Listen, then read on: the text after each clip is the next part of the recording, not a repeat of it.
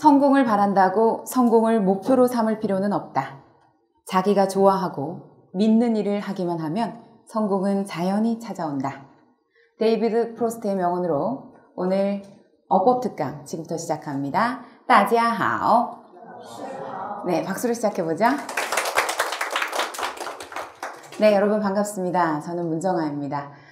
이렇게 오프라인 현장에서 여러분과 호흡할 수 있어서 대단히 반갑고 또 이 소중한 시간을 내주신 여러분께 다시 한번 감사의 말씀을 전하고 싶습니다. 오늘 어법 공개 특강은요, 중국어 어법 마인드맵으로 이해하기라는 제목으로 진행이 됩니다. 약 2시간에 걸쳐서 진행이 될 예정인데 여러분 중간에 조금 체조도 하고 수강생 사례를 들어 설명드리면서 여러분들의 어떤 집중력이 조금 저하됐을 시간에는 제가 약간의 융통성을 발휘하도록 하겠습니다. 자, 그러면 오늘 우리 중국어 어법 마인드맵으로 이해하기 첫 번째 소개해드릴 내용은요, 중국어의 어법 단위입니다. 우선 이 현장에 오신 여러분들이 대략 몇 급을 준비하시는지 제가 사전 조사를 했는데 대체로 5급 또는 6급 준비생들이 좀 많았고요. 3급, 4급 준비생들은 좀 적은 편이시긴 하지만 사실 뭐 몇 급을 준비한다를 떠나서 중국어 공부하시는 분들은 모두 중국어 어법에 대한 이해를 제대로 하셔야 됩니다. 특히 지금처럼 시중에 책도 많고 강의도 많은데 제대로 내 기초부터 잡아주고 내가 부족한 부분이 무언지 짚어줄 수 있는 그런 진정한 강의는 좀 적은 편입니다. 제가 HSK뿐만 아니라 회화 강의까지 포함해서 12년째 중국어 강의를 하고 있는 중인데요. 또 중국어 접한 지 어느새 20년이 흘렀어요. 네. 근데 그 긴 세월 동안 제가 쭉 보니까 제가 공부할 당시에는 책이 별로 많지 않았고요. 그 대신 제대로 공부하는 분들이 많았는데 반면 지금은 책은 많은데 제대로 공부하는 분들이 적더라고요. 그래서 오늘은 어법뿐만 아니라 여러분들이 중국어 학습에 있어서 뭐 회화라든지 또 HSK 또 말하기 시험, 여러 가지 다양한 말하기 시험에 대한 이야기도 좀 나눠볼까 합니다. 궁금한 점 있으시면 생각날 때 메모해 두셨다가 저에게 질문해 주세요. 수업 후반에 알려드리도록 할게요. 자, 그러면 여러분 우리 칠판에 제가 미리 좀 적어봤습니다. 중국어의 어법 단위. 자, 중국어에서 가장 작은, 더 이상 쪼갤 수 없는 최소의 단위가 있습니다. 그 단위를 우리는 형태소라고 합니다. 자, 한번 따라해보세요. 형태소. 네, 형태소라는 거는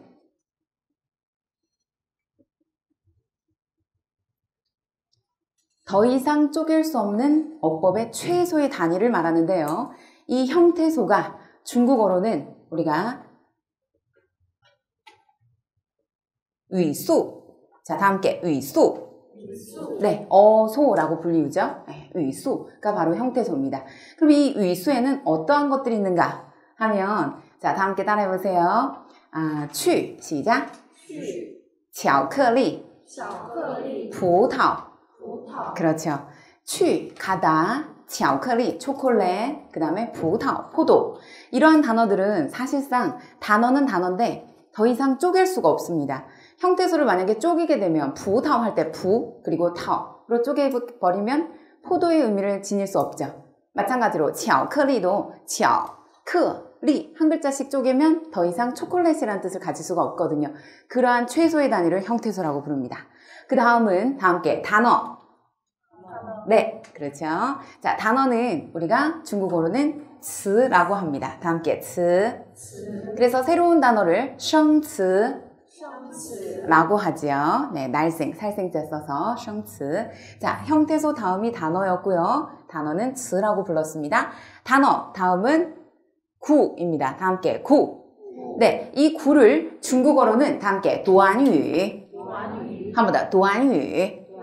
여기서부터 우리가 제대로 된 이해를 해야 합니다. 短语는 결코 단어가 아니라 구입니다.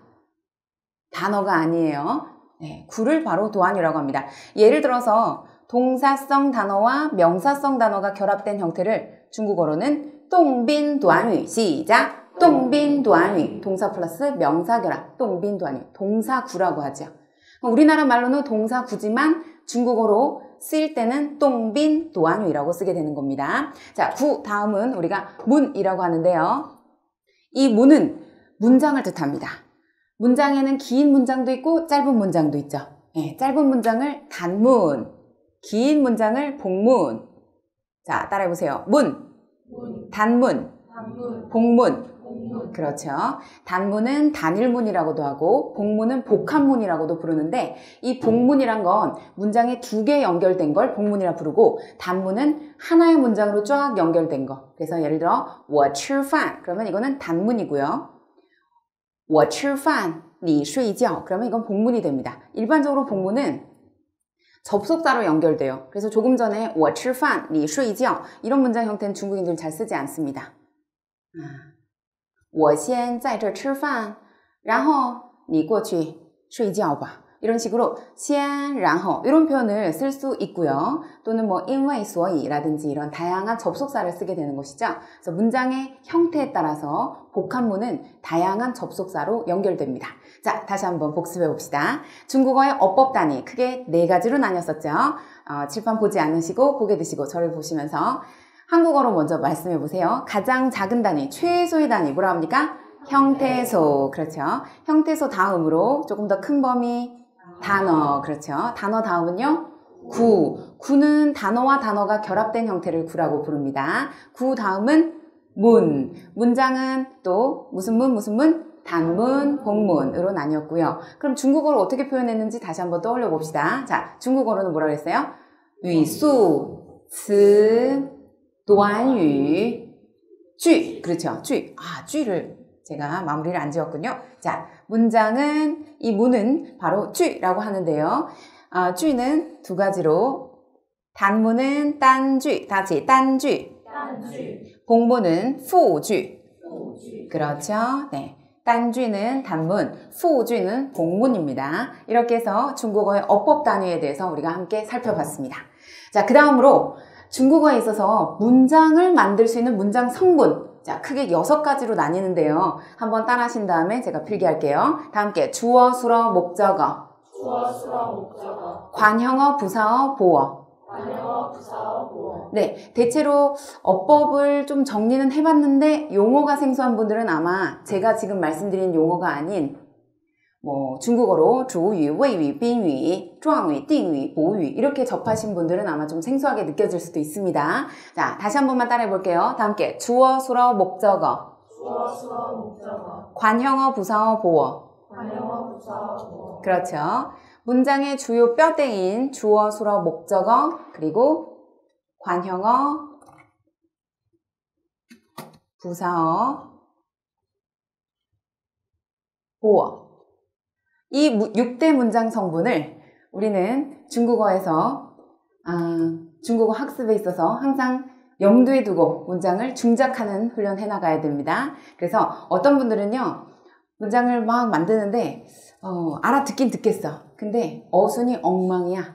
그런 분들은 보통 관형어, 부사어, 보어에 대한 용법을 잘 몰라서 그래요. 사실 우리가 의사소통하는 데는 단어만 나열해도 다 알아듣죠? 하지만 제대로 된 의사소통 그리고 중국인들과 뭔가 생각, 사상을 교류하려면 어순에 맞게끔 논리적으로 설명해야 됩니다. 그래서 우리가 관형어, 부사어, 보어에 대한 이해도 굉장히 중요한데요. 일단 이 6가지 문장 성분에 대해서 중국어로는 어떻게 표현하는지 한번 제가 적어볼게요. 다 함께 주유. 네, 주어를 주유라고 합니다. 주인 주자 쓰죠? 주인이 되는 거예요. 문장 전체에서 주체가 되는 성분 바로 주유. 그 다음 다 함께 외유. 네, 주어를 설명 서술하는 역할을 하는 거 바로 수러 외유라고 합니다. 외유는요 W-E-I 사성입니다. 자, 다음은 목적어인데요. 다 함께 빈유. 손님 빈자를 써서 빈객할 때 빈자를 써서 목적어는 빈유라고 합니다. 빈자는 B-I-N 일성이고요. 다음 관형어. 자, 관형어란 건 목적어나 주어를 그렇죠. 제한 수식하는 성분을 관형어라고 하는데 관형어는 자, 띵유라고 하죠. 다 함께 띵유. 네.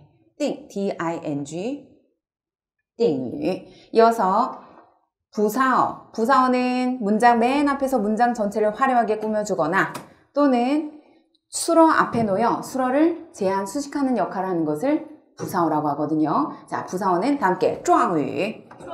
한 번 더, 状语. 네, 状자, ZHUANG 사성입니다. 자, 다음은 보어. 우리가 몸이 허하면 보약을 먹듯이 문장 안에서 술어의 성분이 너무 허해. 이럴 때는 보어를 쓰게 되죠. 자, 보어를 중국어로는 다 함께 补语. 한 번 더, 补语. 네, 칠판에 필기된 내용은 잠시 동안 지우지 않겠습니다. 여유있게 여러분들 필기하시도록 하시기 바라고요. 자, 문장 성분 가운데 주어, 수어, 목적어, 관용어, 부사어, 보어에 대해서 우리가 함께 살펴봤습니다. 한 번씩만 더 따라해 볼게요. 함께 주어, 수어, 목적어, 관용어, 부사어, 보어. 네, 그 다음 중국어로 주유, 웨이유, 빈유, 웨이유, 빈유, 띵유, 状语, 보유. 状语, 보유. 네, 중국인들은 보통 주, 웨이, 빈, 띵, 状, 보라고 해서 앞글자만 따서 설명하기도 하지요. 네, 이 점도 잘 기억해 두시기 바라요. 여기까지가 문장 성분에 대한 이해였고요. 다음은 세 번째, 품사. 자, 다 함께 품사. 네, 품사를 저는 어법 시간에 이렇게 강조합니다. 있는 집안, 있는 집안이다. 자, 사자로 끝나니까 좀 그럴듯하거든요. 의사, 변호사, 판사, 검사 뭐 이런 어떤 사자처럼 품사, 있는 집안이에요. 그래서 이 품사는 사자로 끝나요. 자, 따라해보세요. 명사, 대명사, 수사, 양사, 동사, 형용사, 부사, 전치사, 접속사, 조사. 전부 다 사자로 끝나죠. 네, 품사 하면은 다 사로 끝납니다. 그래서 지금 알려드린 명사, 대명사. 자, 여러분들도 간단한 메모를 하시면서 네, 같이 강의를 들으시면 돼요. 명사, 대명사, 그 다음에 수사, 양사, 동사, 형용사, 다음 부사, 전치사, 접속사, 조사. 여기까지. 자, 품사, 있는 집안, 사자로 끝나는 단어들. 자, 그러면 여기까지 우리가 함께 살펴봤는데요. 이 중에서 여러분께 제가 강조하고자 하는 내용이 있습니다. 바로 실사와 허사라는 네, 문법 용어. 지금 오늘 제가 이렇게 막 이론 정리만 하려고 이 자리에 이 강의를 준비한 건 아니에요. 그런데 이 문법 용어, 어법 용어를 잘 알고 계시면 다음에 강의를 들으실 때 훨씬 간결하게 한 단어로 제가 말씀드리면 여러분들이 다 알아들으실 수 있거든요. 그래서 이 용어에 대한 정리가 필요한 것입니다. 자, 명사, 대명사, 수사, 양사, 동사, 형용사까지를 중국어로 우리는 实词라고 합니다. 따라해보세요. 实词, 실사. 실제 존재하는 단어다 해서 实词라고 해요. 실사. 그럼 이 실제 존재하는 실사는 문장을 만들 수 있어요. 독립적으로. 반면 요 왼쪽에 요렇게 있는 부사, 전치사, 접속사, 조사를 중국어로는 虚词라고 불러요. 다 함께 虚词. 그렇죠. 이 虚词. 허사는 문장에서 독립적으로 문장 성분으로 쓸 수 없기 때문에 반드시 실사의 도움을 받아야 돼요. 그래서 여러분들 가운데 선생님 저 기억났어요. 전치사. 자, 전치사 중에서 뭐 샹이라든지 왕, 게, 뚜이, 끈 이런 전치사들은 혼자서 단독으로 못 쓰이죠. 반드시 명사가 쓰여야 되죠. 자, 한번 따라해보세요. 跟我一起吃饭. 나랑 함께 밥 먹어 이런 표현이었고요. 그 다음에 또 向他介绍 시작 向他介绍 그에게 소개하다. 반드시 명사의 도움을 받아야만 문장 안에서 문장 성분으로 쓰일 수 있는 거죠. 자, 이렇게 허사, 부사, 전치사, 접속사, 조사를 우리는 허사라고 부른다. 여기까지 함께 살펴봤습니다. 그러면 지금 알려드린 이 내용을 우리가 예문으로서 또 한번 접해 볼 건데요.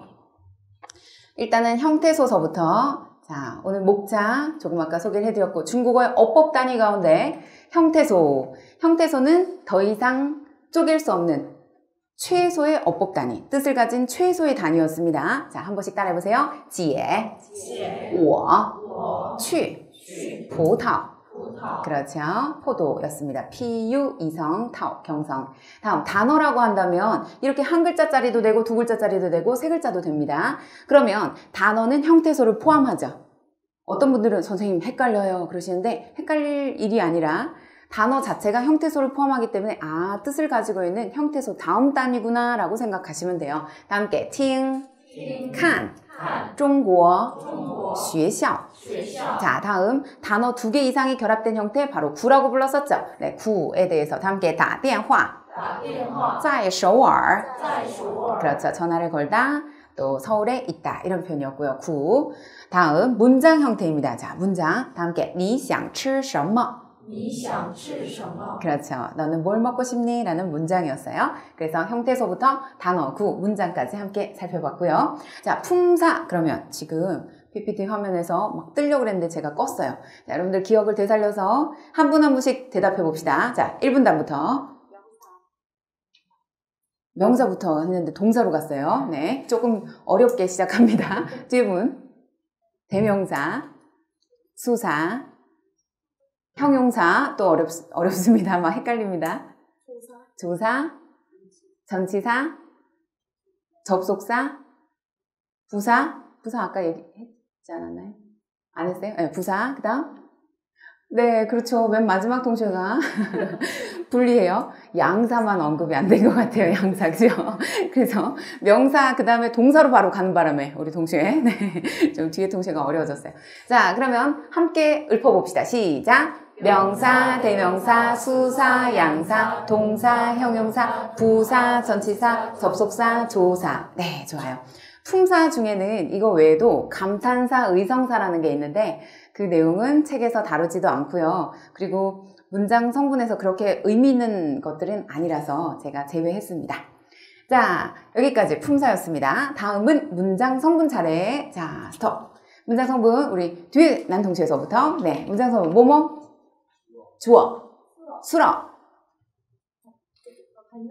관용어로 갔어요. 네, 그 다음 목적어, 당황했어요. 네, 보어, 네.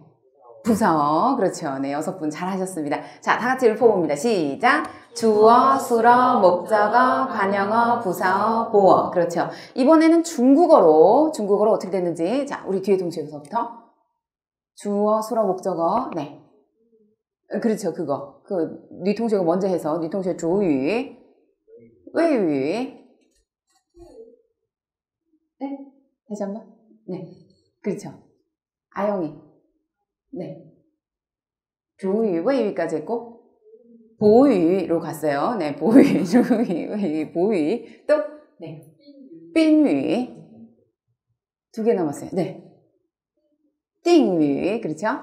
조状语 非常好. 잘하셨습니다. 네, 우리 동생들. 자, 主谓宾定状补 순서는 조금 약간 왔다 갔다 했지만 그래도 다 빠짐없이 말씀하셨어요. 잘하셨습니다. 자, 다 같이 뭐라고요? 시작. 主语, 谓语, 宾语, 定语, 状语, 补语. 그렇죠. 중국어로도 어떻게 표현하는지 잘 알고 계시면 더 도움이 될 것 같아요. 자, 이번에는 문장 성분 및 품사 차례인데 주어 편서부터는 제가 칠판 우측에다가 좀 필기를 해볼게요. 이제 주어 편부터 함께 살펴볼 차례인데요. 여러분 칠판 잠깐 보시죠. 문장 안에서 주체가 되는 성분이에요. 이 주어는 서술의 대상, 동작을 직접 하거나 가해요. 자, 그래서 칠판을 보시면 자, 검은색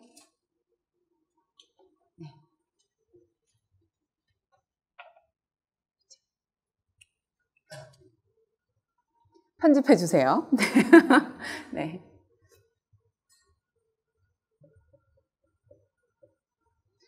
자, 문장 성분 가운데 첫 번째 순서입니다. 바로 주어예요. 주어라는 것은 서술의 대상으로 동작을 직접 하거나 동작을 받습니다.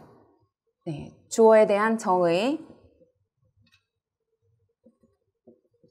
서술의 대상,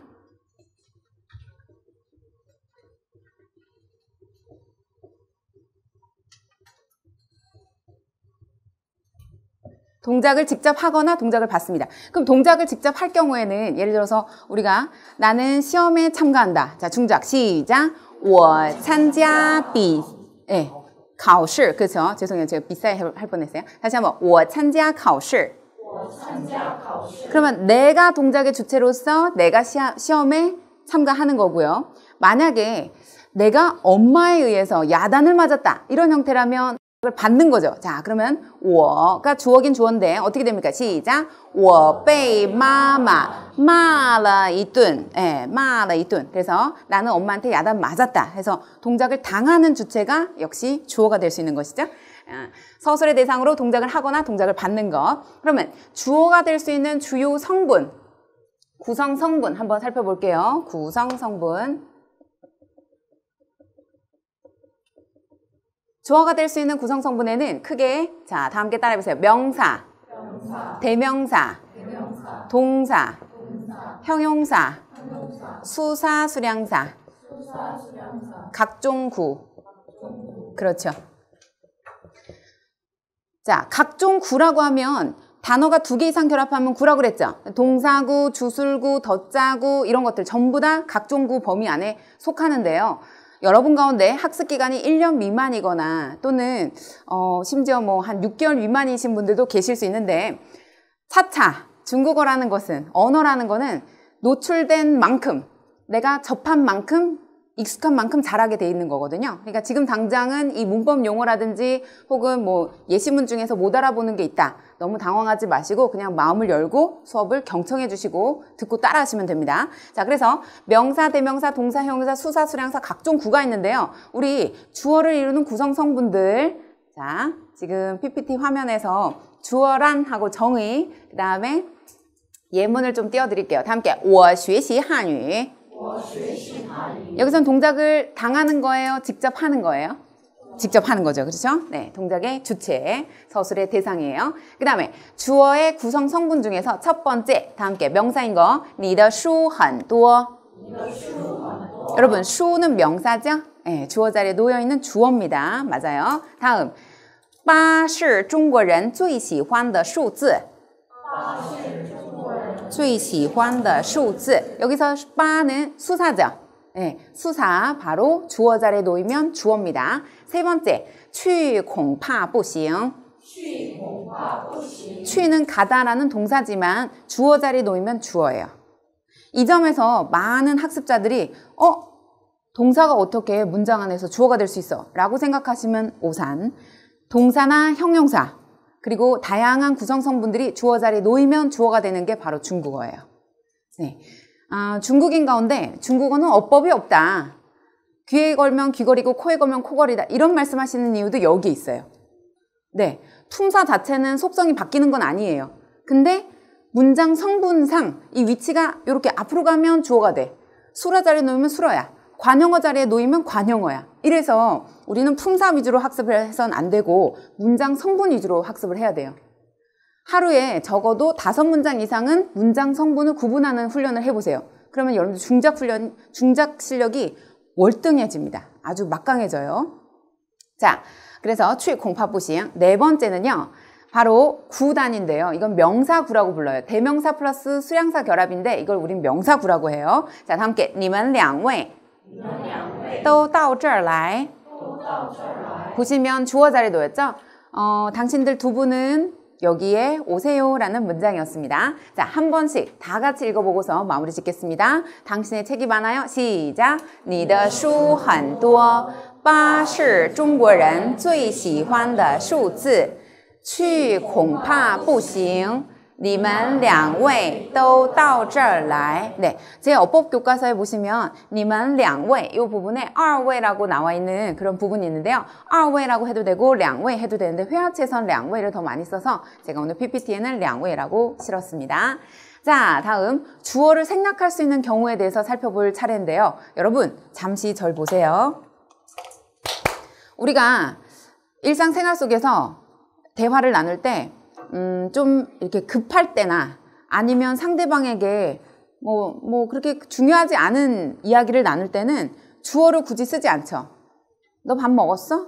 그냥 먹었어. 그냥 이렇게 대답하지. 나 밥 먹었어. 이렇게 얘기하진 않잖아요. 밥 먹었어? 그냥 뭐 이렇게 물어보기도 하고요. 마찬가지로 중국어도 최근 현대 한어는 점점 더 간결해져 가고 있어요. 주어가 생략된 채. 따라서 문답 상대방에게 묻고 대답할 때 자, 한 번씩 따라해 보세요. 你吃饭了吗? 해도 되지만 吃饭了吗? 我吃了 해도 되지만 吃了 그렇죠? 이렇게 대답하는 거죠. 상대방에게 또 명령을 해요. 너 가.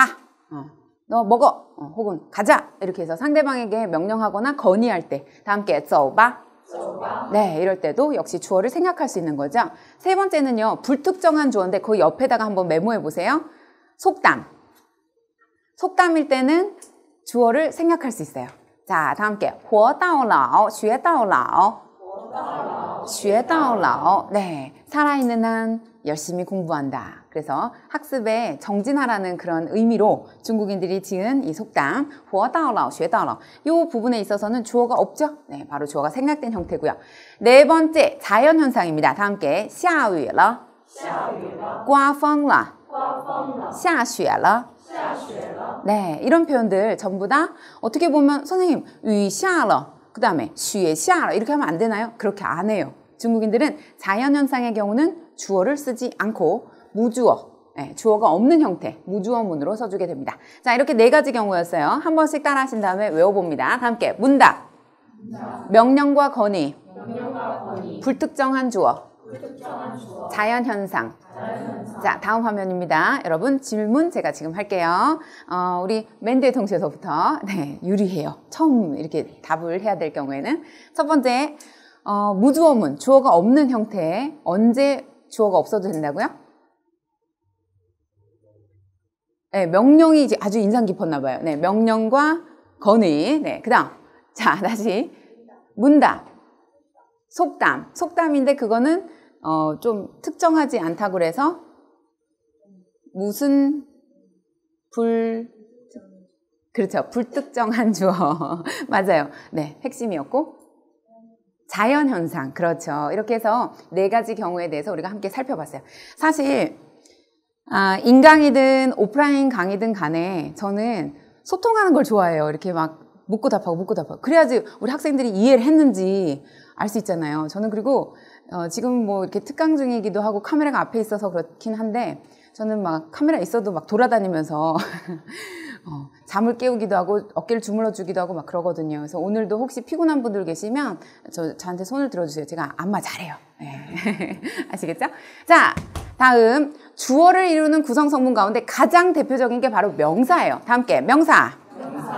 사물의 명칭이죠. 여러분들 이름이 있잖아요. 저도 문정아라는 아버지께서 지어주신 이름이 있는데요. 이 명사라는 건 사물의 이름을 말합니다. 자, 그러면 이 명사는 어떠한 명사들이 있는지 우리가 한번 좀 확장 연습을 해볼 거예요. 칠판 우측에 주어편 제가 지우고 명사로 넘어갑니다.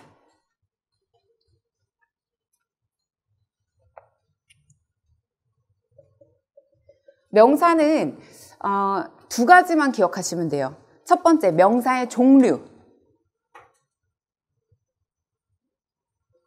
그 다음에 전치사랑 명사랑 결합한 형태를 기억하시면 돼요. 전치사 플러스 명사 결합인데 이게 이제 우리 지금 마인드맵 어법 지도에도 나와 있는데 在 뒤에 우리 방위명사 上, 중, 下 이렇게 연결된 형태. 이렇게 두 가지만 기억하시면 명사는 그냥 끝났다고 봐요. 자, 명사의 종류에는 7가지가 있어요. 그 7가지를 따로따로 외우자면 되게 복잡하고 막 신경 쓰이거든요. 그래서 하나의 문장으로 제가 말을 만들어 봤어요. 자, 따라해 보세요. 매 시간 일고집 부리는 추방장. 네, 주방장 이름에 그 주자에 추라는 단어를 좀 집어넣어서 더 기억하기 쉽게. 자, 그러면 매 시간 일고집 부리는 추방장. 네, 여기서 시간은 시간명사를 말해요. 시간명사라고 하면 오늘, 어제, 그저께, 지금, 그 다음에 3시, 5시 이런 게 바로 시간명사죠. 자, 다 함께 今天昨天后天明天3点下午晚上 이렇게 시점을 나타내주는 명사 바로 시간 명사예요. 다음 일은 일반 명사를 말해요. 일반 명사 다 함께 桌子 椅子 鞋 이런 것들이 바로 일반 명사예요. 일반 명사, 일반적인 명칭들, 그죠? 그 다음에 고유 명사. 고유 명사 하면은 뭐 스타 중에서 좋아하는 스타 있으세요, 여러분? 요새 누구 좋아하세요? 우리 재윤이는? 어? 엑소. 또 좋아하시는 연예인이나 뭐 스타. 죄송해요. 제가 잘 못 알아듣죠. 제가 TV랑 별로 친하지 않아가지고 잘 몰라요. 누군가 통역해 주셔도 돼요. 네. 자, 예를 들어서 전지현 씨, 제 책에 실려있는 전지현 씨, 이런 명칭. 고유의 명사예요. 고유한 이름이에요. 이럴 때 우리가 고유명사라는 단어를 집어넣게 되는데, 북경대학, 우리나라의 한양대학교, 이런 대학교 이름이라든지 이런 거 딱 하나밖에 없는 것들. 물론 동명이인이 있을 수도 있어요. 전지현 씨 가운데 제 제자 중에도 전지현이 2명 있거든요. 그래서 어쨌든 그러나 사람의 이름으로서 고유한 이름을 갖고 있는 거. 이거 고유명사예요. 그 다음에 집합명사. 말 그대로 여러 단체를 나타낼 수 있는 그런 집합명사. 자, 따라해보세요. 다 함께. 人们, 群众, 观众. 그렇죠. 谢谢您的收看. 谢谢你们. 이럴 때 우리가 보통 아나운서들이 TV상에서 이렇게 인사를 나눌 때 대중들에게 인사를 나누지 않습니까? 이런 것들이 바로 집합명사예요. 네, 집합명사. 그 다음에 추상명사. 추상명사 하면은 눈에 보이지 않고 생각 속에 있는 것들. 다 함께 思想. 그렇죠. 사상. 이런 것들이 바로 추상명사의 대표적인 것이고, 그 다음에 방위명사라고 부르는데 방향과 위치를 나타낼 수 있는 명사를 방위명사라고 불러요. 다 함께 동, 난, 시, 北. 중국인들은 동서남북이라고 안 해요. 동남서북이라고 그래요. 그래서 동남시北뿐만 아니라 前, 다 같이 前, 后, 中间.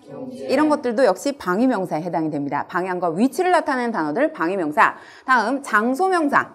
장소명사 하면요, 일단은 이렇게 교실이라든지 이런 것도 다 장소명사에 해당되죠. 함께 教室, 图书馆, 그렇죠. 卫生间. 네, 이런 단어들 모두 다 장소명사에 해당이 됩니다. 여기까지. 그래서 아까 제가 말 만들어서 알려드렸던 다 함께 매 시간, 일고집 부리는, 추방장. 네. 그래서 명사의 7가지 종류를 이 하나의 문장으로서 완성했다는 거. 네, 이렇게. 그래서 사실은 공부할 때요, 제가 아는 지인 가운데 한 분은 2번 일하는 걸 싫어해. 그래서 원어민 선생님이시기도 해요. 네, 여러분들 이제 인강 들으시는 분들은 나중에 제가 말하는 사람이 누군지를 알아맞히게 될 거예요. 근데 그 원어민 선생님은 2번 일하는 걸 싫어해. 그래서 항상 한 번에 뭔가 끝낼 수 있는 방법을 먼저 골똘히 생각해요. 그래서 누구나 다 이렇게 수업 준비하면요, 선생님들 이렇게 수업 준비하는 강사실에서 보면 다른 선생님들은 막 이렇게 열심히 막 이것도 찾고 저것도 찾고 막 그래서 이렇게 하는데 그분은 생각만 하고 있어요. 그래서 제가 가서 물어보죠.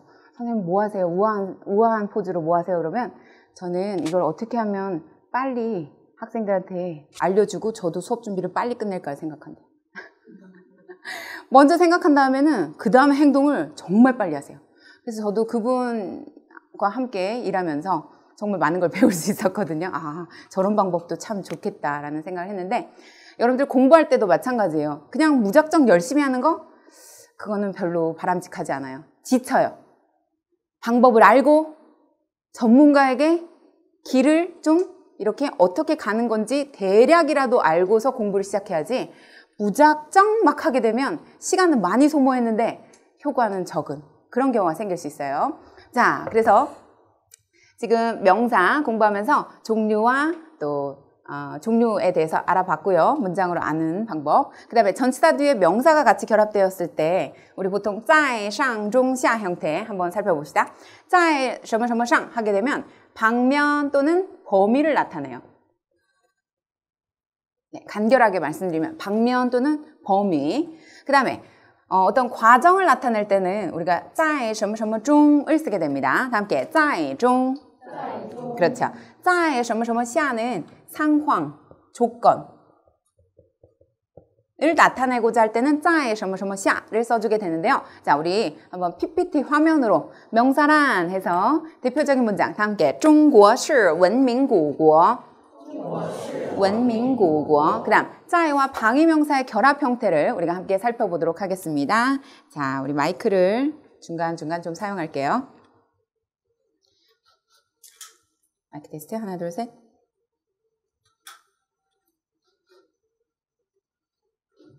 네, 자, 在와 방위명사의 결합 형태 함께 살펴봅니다. 첫 번째, 他的作品在世界上最受欢迎.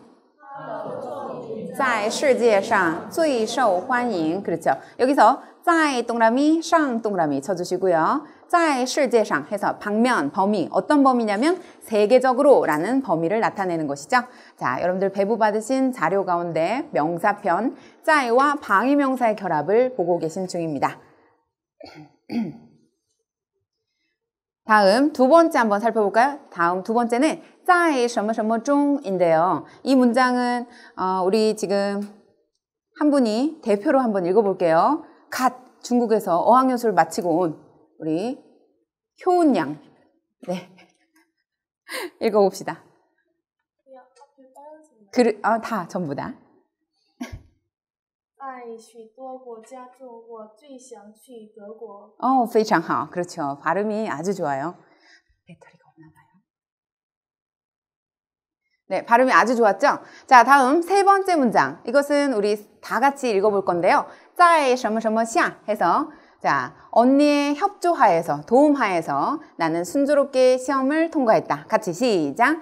在姐姐的帮助下我顺利通过了考试. 네, 좋습니다. 여러분 가운데 在什么什么下 용법 잘 몰랐던 분들 在는 보통 이 샤 사이에다가 帮助, 条件 이런 단어들과 같이 호응을 이루는 경우가 많거든요. 그래서 여러분들 잘 알아두실 필요가 있고요. 자, 세 문장 가운데 在什么什么上의 경우는 방면, 범위 在什么什么中 그러면 어떤 과정이라든지 어떤 범위 나타내는 거, 그리고 在什么什么下는 조건이나 상황을 나타내 준다는 것을 알 수 있었습니다. 네. 그래요. 자, 그러면 여기까지 명사에 대한 정의 및 在와 방위명사의 결합 형태 함께 살펴봤습니다. 다음은 명사의 주요 쓰임인데요. 우리가 너무 또 이제 PPT 열심히 보고 프린트에 막 메모 너무 열심히 하면 끝나고 나서 공허해. 뭐 많이 배운 것 같긴 한데 뭐 정신이 없지? 메모하느라고 정신이 하나도 없었어. 사실은 필기 하나도 안 해도 좋고요. 그냥 저만 뚫어지게 쳐다보시고 막 따라하시고 그렇게만 해도 돼요. 제가 얼마 전에 모 특강에 참석한 다음에 그 특강에서 정말 그 열강을 하시는 강사님의 강의를 들으면서 맞아, 강의는 저렇게 해야 돼. 저는 이제 강사 입장이니까 그래서 많은 걸 배웠어요. 배우고 집에 돌아와서 생각이 나는 게 딱 두 가지더라고요. 그분이 강조했던 거. 네, 그분이 강조했던 거. 그래서 저한테 필요한 부분이라서 딱 두 가지 기억나면 그 강의는 성공한 거라는 그런 생각이 들더라고요. 여러분도 역시 마찬가지로 이 자리에서 다른 건 몰라도 어법이란 건 체계적으로 공부하면 참 쉽다라는 것과 중국어는 정말 좋은 언어야. 네. 내가 중국어를 선택하길 참 잘했어. 내가 중국어 공부하면서 항상 기쁘게 생각했는데 오늘 더 그 기쁜 마음이 들었어. 이런 생각만 갖고 돌아가시면 저는 만족할 것 같아요. 네. 자, 중국어는 참 쉽고요. 어법, 이거 어려운 거 아니에요. 지금 막 그동안 공부했던 게 한꺼번에 쏟아져 나와서 되게 복잡해 보이지 별거 아니니까 마음을 열고 오늘 이 자리에 계속 경청해 주시면 돼요. 자, 제가 수강생 사례를 하나 들어드릴게요. 지금 명사의 주요 쓰임 가운데 주어, 수로, 관용어, 부사어, 수로 이 부분 조금 속도를 낼 거예요. 조금 있다가. 그래서 잠시 수강생 사례 들려드립니다. 2012년 홈페이지에서 이제 수강생 관리란이 있는데요. 사실은 저는 강의하느라고 이 인강 수강생들한테는 많이 신경을 못 써서 늘 미안한 마음이 들기에 세 분의 동체를 정해서 무작위로 전화를 드렸습니다. 한 분은 직장인. 그냥 시큰둥해요. 제가 전화 드려도 별로 감흥도 없으시고요. 강의도 별로 듣지 않으신 것 같은 느낌. 그래서 이제 격려의 말씀하고 끊고 그 다음에 두 번째는 고등학생. 이 고등학생은 너무 신기해하는 거예요. 저한테 3번이나 진짜 문정아 선생님 맞아요? 이렇게 물어봤어요.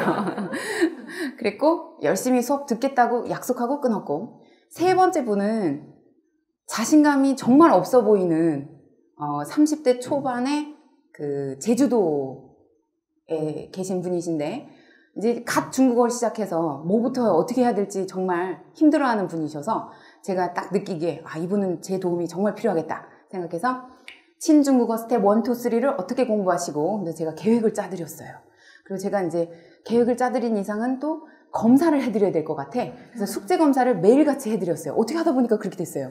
네, 그래가지고 근데 그분이 또 너무 성실하게 이제 본인이 공부한 걸 카톡으로 이렇게 보내주시라고 제가 미션을 드렸는데 다 해서 보내주신 거예요. 근데 이분이 2달 만에 HSK 2급 따고요. 석 달 만에, 그러니까 이게 2달, 석 달, 넉 달 이렇게 해갖고 계속 HSK 시험을 보셨거든요. 그래서 결국은 5급까지 취득하셨어요. 1년 만에. 잘한 거예요. 그죠? 잘한 거예요. 감귤 농사 그 수확철에는 감귤 따러 가셔야 되고 막 이렇게 바쁜 분이에요. 은근. 그리고 이제 취업 준비생이셔서 30대 초 취준생이라서 이제 뭐 각종 시험들 이렇게 대비해야 되고, 그런데도 불구하고 꾸준히 공부하셔서 6개월 만에 4급, 1년 만에 5급을 취득하셨거든요. 그래서 제가 그분한테 너무너무 잘했다고 칭찬해드렸던 그런 기억이 있어서 여러분께 잠깐 소개해봤습니다. 네, 그래요. 네, 지나가셔도 됩니다. 네, 그렇죠. 현장에는 이런 게 있어야 또 재밌어요. 약간의 이런 요소가. 자, 어때요, 여러분? 제가 수강생 사례 말하니까 여러분들 약간 더 가깝게 와닿아요. 네, 나도 취준생인데, 나도 이제 HSK 몇 급 취득해서 어떻게 해야 되는데 생각하시는 분들, 혹시라도 저의 도움이 필요하시면 적극적으로 저랑 교류를 하시면 됩니다. 어렵지 않아요. 문정아 전화번호만 알면 돼요. 그리고 하루에 한 번씩 카톡으로 이렇게 메시지 주고받으면 돼요. 네, 아시겠죠? 제가 철저히 관리해 드릴게요. 자, 그러면 다음은요. 명사의 주요 쓰임, 우리 주어, 수어, 관용어, 부사어, 수어 이렇게 돼 있는데, 사실은 뭐 되게 어려울 것 같지만 별로 어려울 건 없습니다. 잠깐 칠판 보세요. 명사라는 건 사물의 이름을 말했죠. 명사가 문장 안에서는 주어, 수어, 관용어, 부사어로 쓰일 수 있는데, 여기 수어 부분이 여기도 있고 여기도 좀 겹치긴 해요. 근데 이게 목적어가 살짝 오타였군요. 죄송합니다. 주어, 목적어, 관용어, 부사어, 수어 부분인데 한번 따라해보세요. 妈妈是老师 관용어 红色的钱包是我的 부사어 每天晚上我玩电脑我玩电脑后天春节 자, 여기서 잠깐. 수어로 쓰일 수 있는 명사는 시간명사에 국한됩니다. 시간명사. 그 다음에 국적을 나타내는 명사도 사실은 수어 자리에 놓이긴 해요. 예를 들어서 我中国人, 예를 들어 他韩国人 이렇게 표현하는 것도 사실은 여러분들이 그동안 접한 게 我是韩国人, 他是中国人 시자 들어간 것만 접하셨는데, 시자 없어도 사실은 수어 자리에 들어갈 수 있어요. 알겠죠? 네, 그래서 국적이나 시간을 나타내는 명사들은 수어 자리에 들어가기도 합니다. 이 윗부분은 수어가 아니라 목적어였습니다. 죄송합니다. 네, 오타를 발견 못했네요. 자, 다음 대명사. 명사는 사물의 이름이었어요. 대명사는 명사를 대신 가리켜서 하는 말을 대명사라고 불러요. 되게 쉽죠, 그죠? 그래서 대명사, 代名词, 중국어로는 다 함께 代名词라고 하죠. 대명사는 종류가 3가지밖에 안 돼요, 여러분. 칠판 우측에서 제가 대명사의 종류. 자, 그러면 이거 지우기 전에 명사의 종류 한번 읊어봅시다. 눈 감고 시작. 매 시간 1고집 부리는 추방장. 그렇죠? 이렇게 해서 7가지 명사. 그 가운데서도 在上中下 명사용법을 잘 기억하시라는 말씀을 드렸습니다. 자, 이번에는 대명사인데, 대명사라는 것은 명사를 대신 가리켜서 하는 말. 자, 대명사의 종류 다 함께. 인칭대명사, 의문대명사, 지시대명사. 네, 대명사에선 기억해야 될 게 두 가지밖에 없어요. 사실은 더 많은 어법 내용이 있긴 하지만 우리가 시험에서 다뤄지는 부분 그리고 회화치에서 조금 주의해야 될 사항이 두 가지예요. 대명사 중에서 인칭대명사랑 지시대명사가 같이 쓰일 때 이때 우리가 어떤 순서로 써야 되는지 그 부분만 좀 기억해 봅시다. 자, 우선 샤왕 그 사람 말이야. 그 사람 진짜 착해. 이럴 때 자, 샤왕 그 사람 중국어로 시작. 샤왕 타那个人 그렇죠. 그 사람이라는 표현에서 여러분들那个人만 생각하셔서 샤왕那个人해도 되긴 되는데 일반적으로 小王他那个人 네, 다 함께 小王他那个人 네. 보시면 인칭대명사 먼저 썼고요. 지시대명사 그 다음에 썼고요. 양사 그리고 명사 이렇게 썼죠. 근데 사실 일반적으로 우리 이렇게 세 사람 이라고 하려면 我们这三个人이라고 하거든요. 그래서 여기에서 인지 수량명 따라해보세요. 인지 수량명 인칭대명사, 지시대명사, 수사, 양사, 명사 순서를 인지 수량명 요렇게 한꺼번에 외워두시면 됩니다. 그래서 这三个我们이 아니라 我们这三个人 시작 我们这三个人 그렇죠. 자, 대명사의 종류 인칭대명사, 의문대명사, 지시대명사 이렇게 세 가지가 있고 대명사에서 주의해야 될 사항은 바로 인지수량명 요 어순 그 다음에 하나 더 있는데요. 우리 의문대명사의 경우 순서가 자, 여기 우리 PPT 화면으로 조금 먼저 예문을 보여드린 다음에 인칭대명사 주요 쓰임 후에 설명드리도록 할게요. 자, 대명사란 다 함께 这是送给你的礼物 네, 여기서 지시대명사 这가 주어 자리에 놓여 있고요. 그 다음 인칭대명사의 주요 쓰임 중에서 我是韩国人昨天我看见了他他的表情很有意思很有意思. 자, 주어 자리에 인칭대명사가 목적어 자리에 인칭대명사 3인칭 그 다음에 관용어 자리에 또 인칭대명사가 들어가 있습니다. 자, 인칭대명사 이렇게 주요 쓰임은 세 가지로 주어, 목적어, 관용어예요. 근데 조금 아까 또 제가 지시대명사 알려드린 것 중에서 이 도표로 한 번씩 빠르게 따라해 볼게요. 这个那个 네, 그 다음 장소 这儿这里那儿那里这会儿这时候那会儿那时候네, 사실 이거 안 적으셔도 돼요, 여러분. 이거 옆에 거 살짝 컨닝하면 다 보여요. 다 알 수 있어요, 그죠? 그 다음에 성질, 상태, 방식 나타내는 거 이건 뭘까요? 그렇죠. 这么那样 오케이, 非常好. 잘하셨고요. 그 다음에 수량은 这些면 那些고 그렇죠. 네, 这些那些여기까지 지시대명사의 종류였어요. 의문대명사 중요하다고 그랬죠. 요거 별표 5개만 해볼까요, 우리? 네. 사실은 의문대명사 용법을 대체로 모르셔요. 잘 모르셔요. 자, 그래서 별표 5개. 자, 의문대명사는 주어, 수어, 목적어, 관용어, 부사어, 보어 다 쓰일 수 있어요. 6가지로. 네, 자, 따라해보세요. 谁是你的男朋友? 누가 너의 남자친구니? 이건 의문문이 될 수도 있고요. 반어문이 될 수도 있어요. 네, 남자분이 여자분한테 난 네 남자친구 아니야 이렇게 농담하거나 혹은 뭐 이렇게 화났을 때 谁是你的男朋友 이렇게 말할 수도 있겠죠, 그죠? 네, 다음 今天天气怎么样? 시작. 오늘 날씨 어때? 라는 표현으로 의문대명사가 수로 자리에 놓였어요. 조금 아까는 주어였는데 지금은 수로예요. 세 번째, 你想吃什么? 이거는 무슨 성분으로 쓰였을까요? 그렇죠. 목적어죠. 목적어. 네, 목적어 자리에 놓였죠? 주어, 수어, 목적어. 다음 이어서 他的妻子是哪里人? 시작. 他的妻子是哪里人? 네, 그의 아내는 어느 나라 사람인가요? 라는 질문이었어요. 어느 나라? 이게 바로 의문대명사 관형어 자리에 놓여 있어요. 관형어. 다음 자, 你怎么不吃呢? 시작. 你怎么不吃呢? 여기서 怎么는 부사어. 오케이, 非常好. 잘하셨고요. 여섯 번째, 他长得怎么样? 네, 걔 생긴 게 어때? 라고 할 때 우리가 怎么样? 이란 표현은 무슨 어? 보어. 그렇죠. 6대 문장 성분 주어, 수어, 목적어, 관용어, 부사어, 보어 이 6가지 성분으로 다 쓰인 예를 우리가 함께 살펴봤습니다. 그래서 의문대명사는 6가지 문장 성분으로 다 쓰인다. 네, 알겠죠?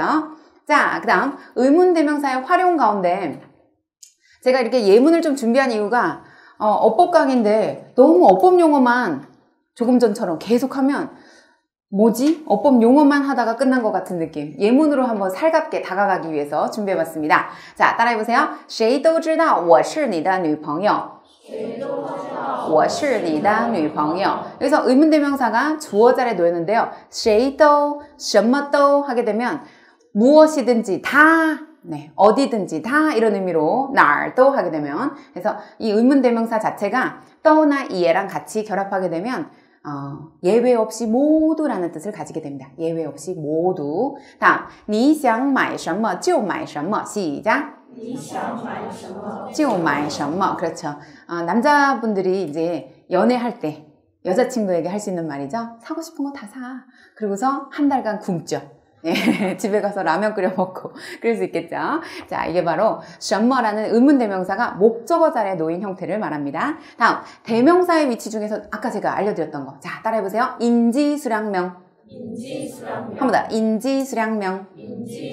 네, 이렇게 해서 인칭대명사와 지시대명사, 수사양사, 명사가 같이 결합한 형태인데요. 따라해보세요. 我们这三个人他们那两所学校两所学校 해서 인지수량명, 인지수량명 이렇게 들어간 형태를 함께 접해보셨습니다. 자, 여기까지가 대명사에 대한 이해였어요. 네, 그럼 다음 화면 자, 수러로 넘어갈 차례인데 우리 이쯤에서 잠깐 체조하고요. 그 다음에 우리 카메라에는 또 테이프를 갈아야 될 시점이죠. 네, 그래서 테이프 갈면서 체조 진행하도록 하겠습니다. 우리 인강으로 듣고 계신 전국 각지의 동시들은 체조를 잠시 후 네, 하시면 됩니다. 자, 시작하겠습니다. 고개 위에서 아래로, 아래에서 위로, 좌로, 우로. 네, 천천히 돌립니다. 좌에서 우로. 한 번 더. 반대로도 돌립니다. 한 번 더. 자, 어깨를 으쓱으쓱.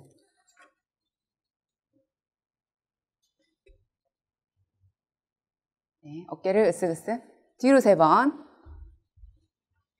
앞으로 3번. 손 털기. 손목 돌리기. 반대로도. 잡고 파도 타기. 마시고 내쉬면서 앞으로 쭉. 네, 어디서. 네, 그래요. 자, 위로 쭉. 좌로. 우로.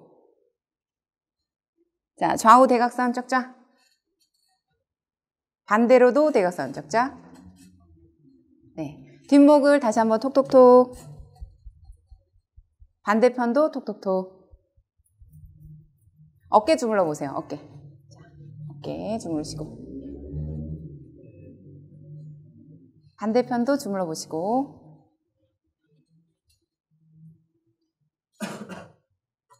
제가 강의를 하면서 감회가 새롭다 이런 말씀을 감히 드릴 수 있는데요. 2002년도에 제 수업을 수강했던 학생들이 이제 결혼하고 자녀를 낳고 이렇게 연락을 지금도 하고 있어요. 그때는 제가 회화 강의랑 HSK 뭐 어법 이걸 같이 동시에 했었을 때거든요. 하루에 11시간씩 강의했었어요.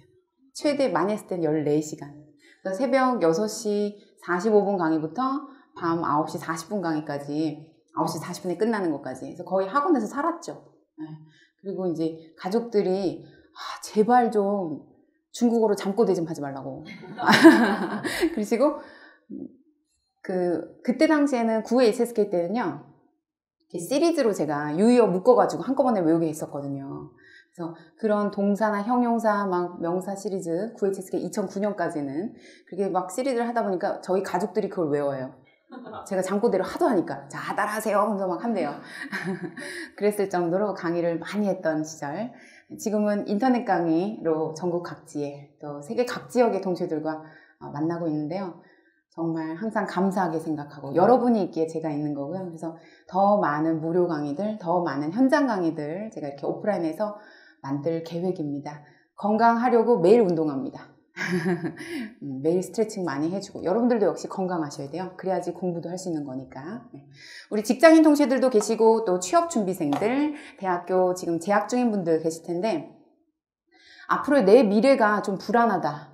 그래서 내 미래에 대한 어떤 준비 차원에서 외국어를 하나 이상은 뭐 지금 영어는 다 기본으로 하니까 중국어를 반드시 해야겠다. 근데 중국어를 해야만 한다고 생각하면 공부하기 싫어지거든요.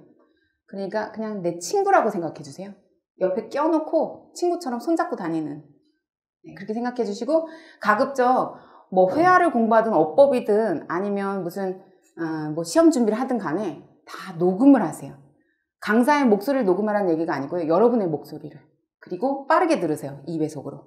단어 외운 거, 또 장문 암기한 거, 어법 내용 이런 거, 정리한 거 이런 것도 여러분 스스로 본인의 목소리로 녹음을 해보세요. 그러면 훨씬 기억에 오래 남고요. 절대로 잊혀지지 않습니다. 예. 지금 제가 이 말을 할 수 있는 이유는 제가 중국어 처음 공부할 때 많이 헤맸었고 타인의 목소리 녹음하니까 기억에 오래 안 남더라고요. 그래서 에이 그럼 내 목소리를 해볼까? 녹음을 했더니 못 듣겠어. 그래서 당장 지웠어요. 네, 당장 지우고 난 다음에 그 다음에 다시 생각해봤어요. 지금은 못 듣겠는데 내가 한 달, 두 달 연습하면 괜찮아질 것 같은데? 그러고서 계속 참고 하다 보니까 막 과목별로 조금 편차는 있지만 잘하는 걸 못하는 거 편차는 있지만 100점짜리 과목도 생기고 막 그랬어요. 제가 이제 중국 현지에서 공부할 때 얘기예요. 그리고 학생들한테 이 방법을 소개해서 해보니까 단기간에 고득점 사례들이 막 생기는 거예요. 5급의 경우는 287점까지.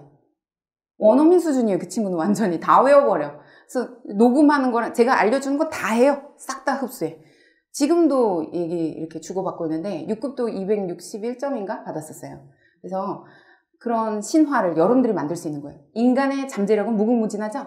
특히 청력은 우리가 가지고 있는 오감 가운데 가장 발달돼 있대요. 그래서 이 청각을 활용해야 되는데 남의 목소리 녹음한 거는 별로 기억이 오래 안 남는데 내가 녹음한 거는 내가 녹음하면서 귀로, 팁으로 다 듣거든요. 그죠? 내가 말하고 그래서 내 입 모양과 내 입술과 혀가 다 기억을 하는 거예요. 그래서 반드시 소리 학습을 진행하실 것을 권해드리고 싶고요. 오늘 이 자리에서 여러분들 끝나고 가면서도 한번 녹음해 보세요. 아마 듣기 싫어서 지울 거예요. 저처럼. 근데 꾸준히 문정아 말을 믿으시고 한 달 뒤, 두 달 뒤 내 발음이 성조가 내 말하는 유창함이 훨씬 달라질 거다라고 믿으시고 그대로 해보세요. 정말 달라집니다. 아시겠죠?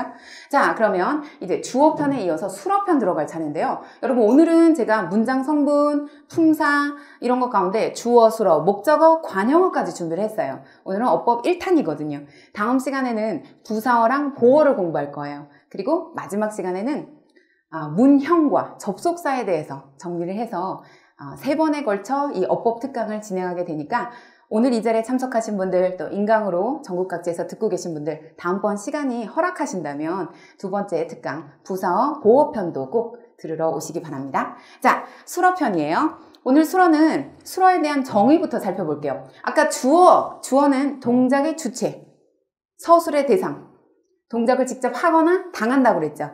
수어라는 거는 주어를 설명 서술하는 역할을 함. 자, 따라해보세요. 수어는 주어를 설명 서술함. 되게 간단하죠? 주어를 설명 서술하는 게 그게 수어예요. 수어가 될 수 있는 품사에는 여러 가지가 있어요. 조금 이따 여기 화면에서 살펴볼게요. 자, 그러면 수어란 해서 한번 살펴봅시다. 我去中国 나는 중국에 갑니다 라는 문장이죠. 그래서 간단하게 취라는 동사가 수어 자리에 놓였음을 알 수 있어요. 근데 아까 주어가 될 수 있는 요소 가운데 명사, 대명사, 동사, 형용사, 수사, 수량사, 각종구 가운데 동사가 주어 자리에 놓일 수 있었잖아요. 가는 건 아마 어려울 것 같아. 시작! 취, 공파, 不行. 그렇죠. 취가 주어 자리에 놓이면 주어고 지금처럼 수러 자리에 놓이면 수러라는 거. 그 다음 수러를 이루는 구성성분 가장 대표적인 게 동사죠. 자, 동사. 그 다음에 형용사, 대명사, 명사, 수량사가 있어요. 따라해보세요. 동사, 형용사. 대명사, 명사. 수량사, 각종구.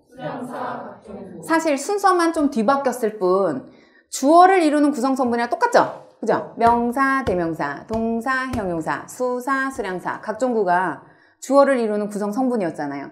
되게 쉽죠? 그래서 수어를 이루는 구성성분 위치 잘 살펴보겠습니다. 다 함께 老师说我们听 형용사 天气暖和了 대명사가 되는 거 다 함께 你怎么了 네, 자 명사가 또 수어 자리에 놓이는 거 今天星期天 네, 이건 아까 설명드렸죠? 국적이라든지 시간 명사는 수어 자리에 놓을 수 있다는 거. 그 다음에 수량사 다 함께 你们自己拿走每人3个每人3个 네, 제가 매번 싼 거 요거가 나올 때면 항상 언급하는 유머인데요. 제 지인 가운데 한 분이 저 중국어 할 줄 알아요 그러길래 저한테 그러길래 그래요? 한번 해보세요 그랬더니 질성거 그런 거예요. 그래서 중국어 같은데 제가 놓쳤어요. 못 들었어. 그래서 뭐라고요? 다시 한번 질성거 뭐라고요? 제일 싼 거요 이렇게 말씀하시더라고요. 그래서 이제 친중국어 스텝 2에서 제가 꽁트에 그걸 넣었거든요. 그랬더니 반응이 뜨거웠어요. 그래서 매번 써먹고 있습니다. 여러분들도 한번 해보세요. 나 중국어 잘한다? 그러면서 그냥 중국어 못하는 사람한테도 집상그 그러면 알아듣는지 한번. 네. 자, 제일 싼 거. 네. 자, 你们自己拿走每人3个라는 문장. 수량사가 수로 자리에 놓인 형태였죠. 그래서 동사, 형용사, 대명사, 명사, 수량사 또는 각종 구의 형태도 수로 자리에 놓이면 수로가 될 수 있습니다. 이게 바로 중국어의 특징이에요. 자, 다음은 수로를 이루는 구성 품사 가운데 우리가 동사를 살펴볼 차례죠. 자, 동사.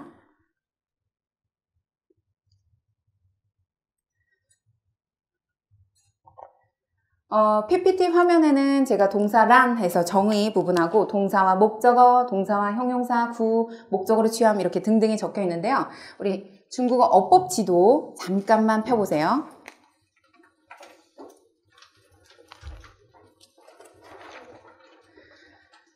네, 토니 부잔에 의해서 창시된, 처음으로 만들어진 이 1971년도죠. 네, 마인드맵이라는 것이 인간이 개발한 가장 효과적인 암기 기법이라는 거 여러분도 잘 알고 계실 거예요. 우리나라도 제7차 교육과정에서는 이 마인드맵을 이용해서 학생들에게 강의를 하는 그런 대학교 또 중고등학교, 초등학교가 많이 있는 것으로 알고 있는데요. 저는 중국어 어법을 2004년도부터 이렇게 마인드맵으로 어떻게 하면 좀 더 쉽게 여러분들께 어법을 전달해 드릴 수 있을까 해서 만들어낸 거예요. 이 어법 지도를 보시면 주어, 수러, 목적어, 관용어, 부사어, 보어 가운데 자, 수러 부분 우리가 살펴볼 차례입니다. 수러에서 동사, 동사와 목적어 나와 있죠? 자, 이 부분에다가 살짝 메모를 해보세요. 동사란 정의, 사람이나 사물의 동작, 사람이나 사물의 동작, 존재, 변화를 나타내는 단어,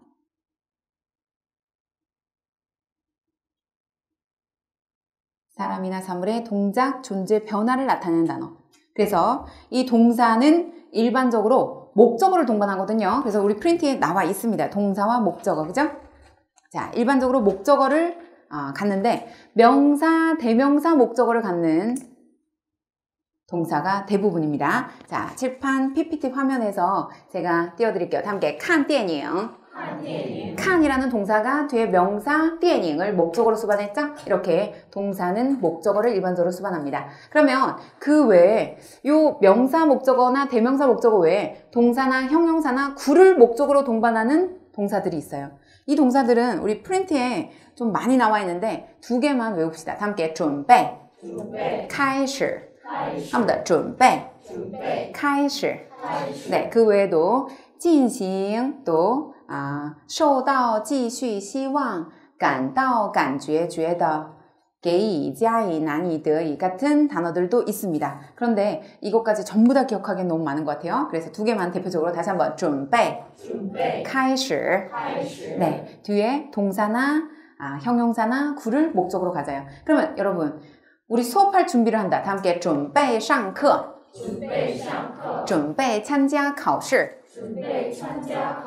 네, 그러면 准备上课할 때 上课와 그 다음에 参加考试 모두 다 구의 형태로서 우리가 이해할 수 있죠? 네. 자, 그 다음에 동사, 형용사, 구를 목적으로 수반하는 것도 있었고, 그 다음에 두 개의 목적어를 취하는 것도 있는데요. 우리 요 예, 칠판에 적혀 있는 세 가지 예를 한 번씩 따라해 봅니다. 准备参加, 开始运动, 进行实验. 이어서 두 개의 목적어를 취하는 형태. 자, 두 개의 목적어 취하는 거는요, 동사가 여러 개가 됩니다. 우리 한번 따라해 봅시다. 다 같이 给, 送, 租, 借, 卖, 还, 告诉, 通知, 报告, 求, 教, 问, 陪, 称, 教. 네, 여러 가지 가운데 우리 수라는 빌리다, 전세내다라는 동사 하나를 예를 들어서 설명을 해드릴게요. 두 개의 목적어 취하는 이 동사인데 주어, 뒤, 소라 자리에 놓였고 목적어 원, 房东, 목적어 투, 一个房间 이렇게 해서 사람 목적어 그리고 사물 목적어를 둘 다 동반할 수 있는 이중 목적어 취하는 동사입니다. 이 이중 목적어 취하는 동사는 중작하실 때 조금 주의하셔야 되겠죠? 네, 자, 수 뒤에 房东은 집주인, 房间은 방이라는 그런 뜻을 가지고 있죠? 한번 따라해 봅시다. 我租了房东一个房间. 一个房间. 한 번 더. 我租了房东一个房间. 房东一个房间. 그렇죠? 자, 동사에 대한 정의, 그리고 동사와 목적어와의 관계, 또 동사, 형용사, 구를 목적으로 취하는 것들, 두 개의 목적어 취하는 것들 공부해 봤습니다. 给送租借 가운데 시험에서는요, 우리 5급 시험에서는 그 순서 배열 형태에서 송, 借 이런 것들도 많이 나오고요. 그 다음에 이음절 자리 중에서는 우리 조금 아까 告诉 네, 다 함께 告诉 그렇죠. 이 단어도 많이 출제되고 있으니까 꼭 알아두시기 바랍니다. 네, 송, 借, 告诉 네, 그렇게 기억해 두시고요. 자, 다음은 동사 중첩 차례인데요. 여러분 칠판 우측에서 제가 메모를 좀 해볼게요.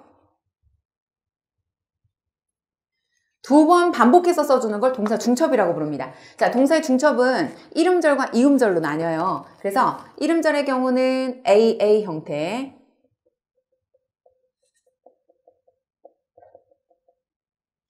이름절은 간단합니다. 함께 看看, 看一看, 看了看, 看了一看, 네, 看了看, 看了一看, 이렇게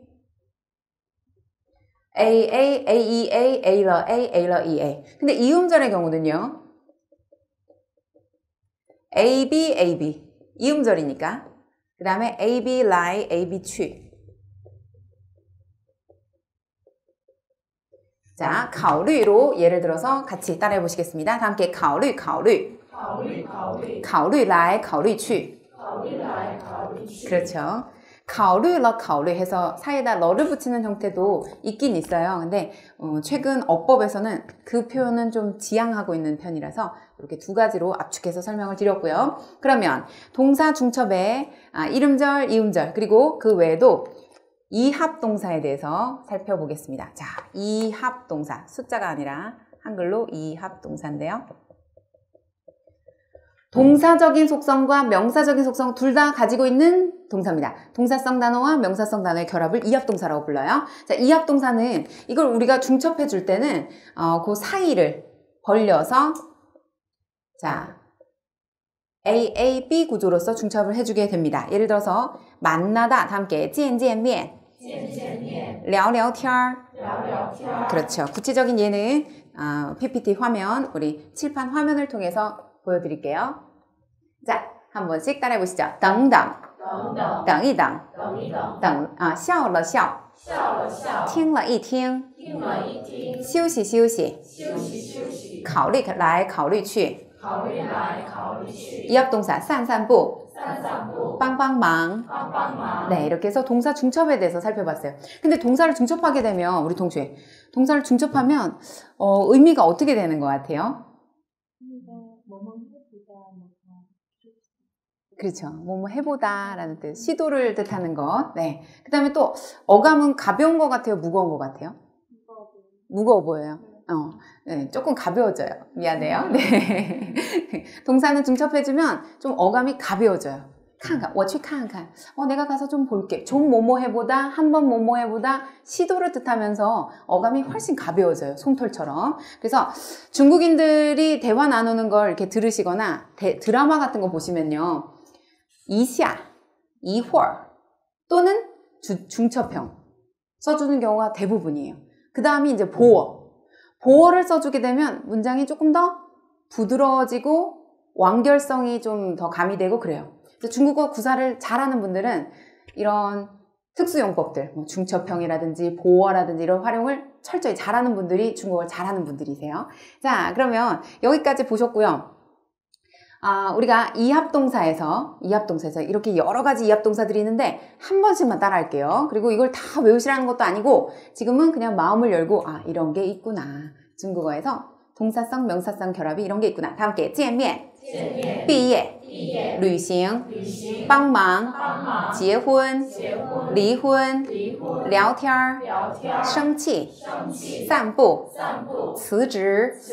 네, 동사성, 명사성의 결합들이었어요.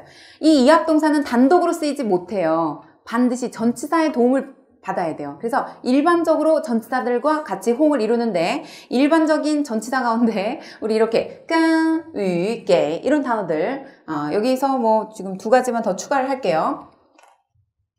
허, 깡, 위, 동 이렇게 묶어서 외우세요. 뭐뭐와란 뜻을 가지고 있는 단어들. 뭐뭐와, 대상과 할 때. 자, 다 함께 허, 깡, 위, 동. 그렇죠. 跟老师见面与朋友聊天给孩子帮忙 네, 그렇죠. 또는 쪼개가지고 见老师的面帮孩子的忙해서 사이를 벌려서 누구누구의 얼굴, 누구누구의 바쁜 일 이렇게 만들어주는 방법도 있어요.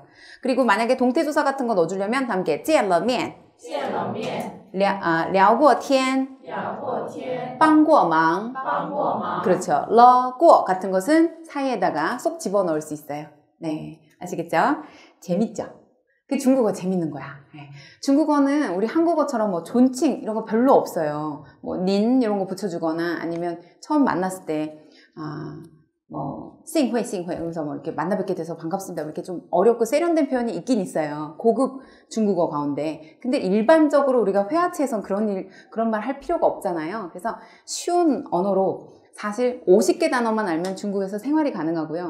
500개 단어만 알면 뭐 유학생활도 쉽게 할 수 있어요. 하지만 시험에서는 2,500개 이상 알아야지 4급 취득할 수 있고 5급이군요. 5급 취득할 수 있고 5,000개 이상 알아야지 6급을 취득할 수 있는데 그 개수가 중요한 것 같진 않아요. 제가 생각할 때는 단어량은 부족해도 어감이 발달돼 있고 스스로 학습법이 제대로 서 있기만 하면 뭐 6급 잘 따더라고요. 학생들이. 네. 그리고 고득점 받으려면 조금 더 장기간으로 좀 이렇게 생각하시는 게 좋아요. 우리 동시에처럼 한 2, 3개월 이상 장기적으로 쭉 준비하는 게 좋은데 어떤 분들은 시험 일주일 앞두고서 인강 등록해서 막 벼락치기 하신대요. 합격은 하는데 고득점은 좀 어렵죠. 고득점 받으려면 내공이 있어야 되니까 다양한 문장에 대해서 적응할 수 있는 시험에 대해 궁금해하는 분들이 일부 계셔서 제가 조금 팁을 드릴게요. 제가 최근에 TSC 강좌를 준비해서 이제 인강 듣고 계신 분들은 뭐 들으실 수도 있는데 TSC라는 시험은 삼성 계열사에서 채용 또는 승진 시킬 때 가산점을 주는 어떤 시험 중에 하나죠. 그래서 4급 이상이면은 어떤 수준이냐면 4급 이상, C급까지 있어요. 4급 이상이면 HSK를 따졌을 때 한 3급에서 4급 정도. 그리고 한 6, 7급 정도 받으시려면 HSK로 따졌을 때 5급 고득점 내지 6급 합격. 8급 이상, TSC 8급 이상은 6급, HSK 6급 취득자 가운데 240, 50점대 이상. 제 수강생들이 그렇게 받더라고요. 그래서 제가 이렇게 말씀드릴 수 있고요.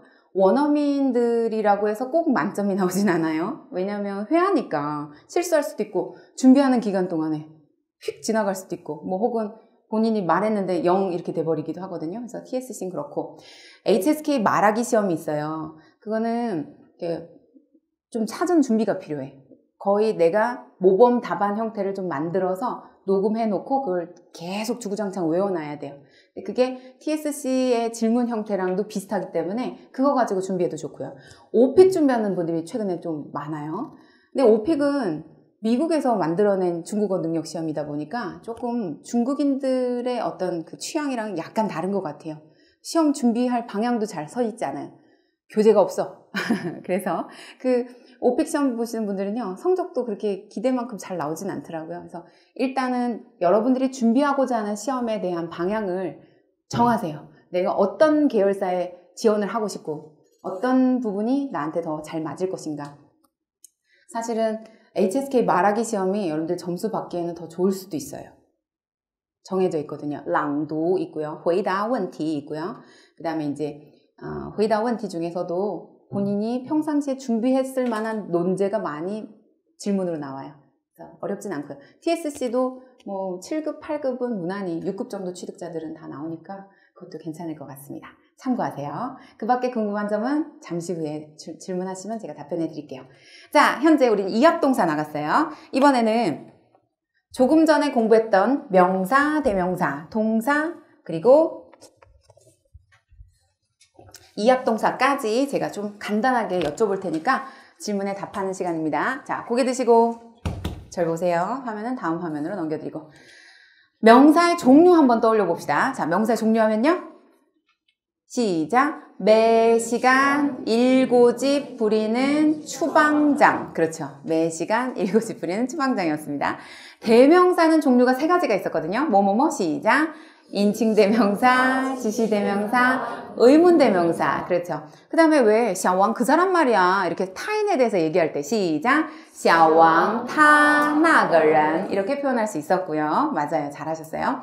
동사는 주어를 설명 서술하는 이 수로 역할을 하는 것과 동시에 자, 동사에 우리가 중첩형에 대해서 한번 떠올려 볼게요. 방금 공부했던 거. 우리 이름들 동사 칸 가지고서 만들어 보기 4가지 시작. 칸, 칸이 칸, 칸러 칸, 칸러 이 칸. 그렇죠.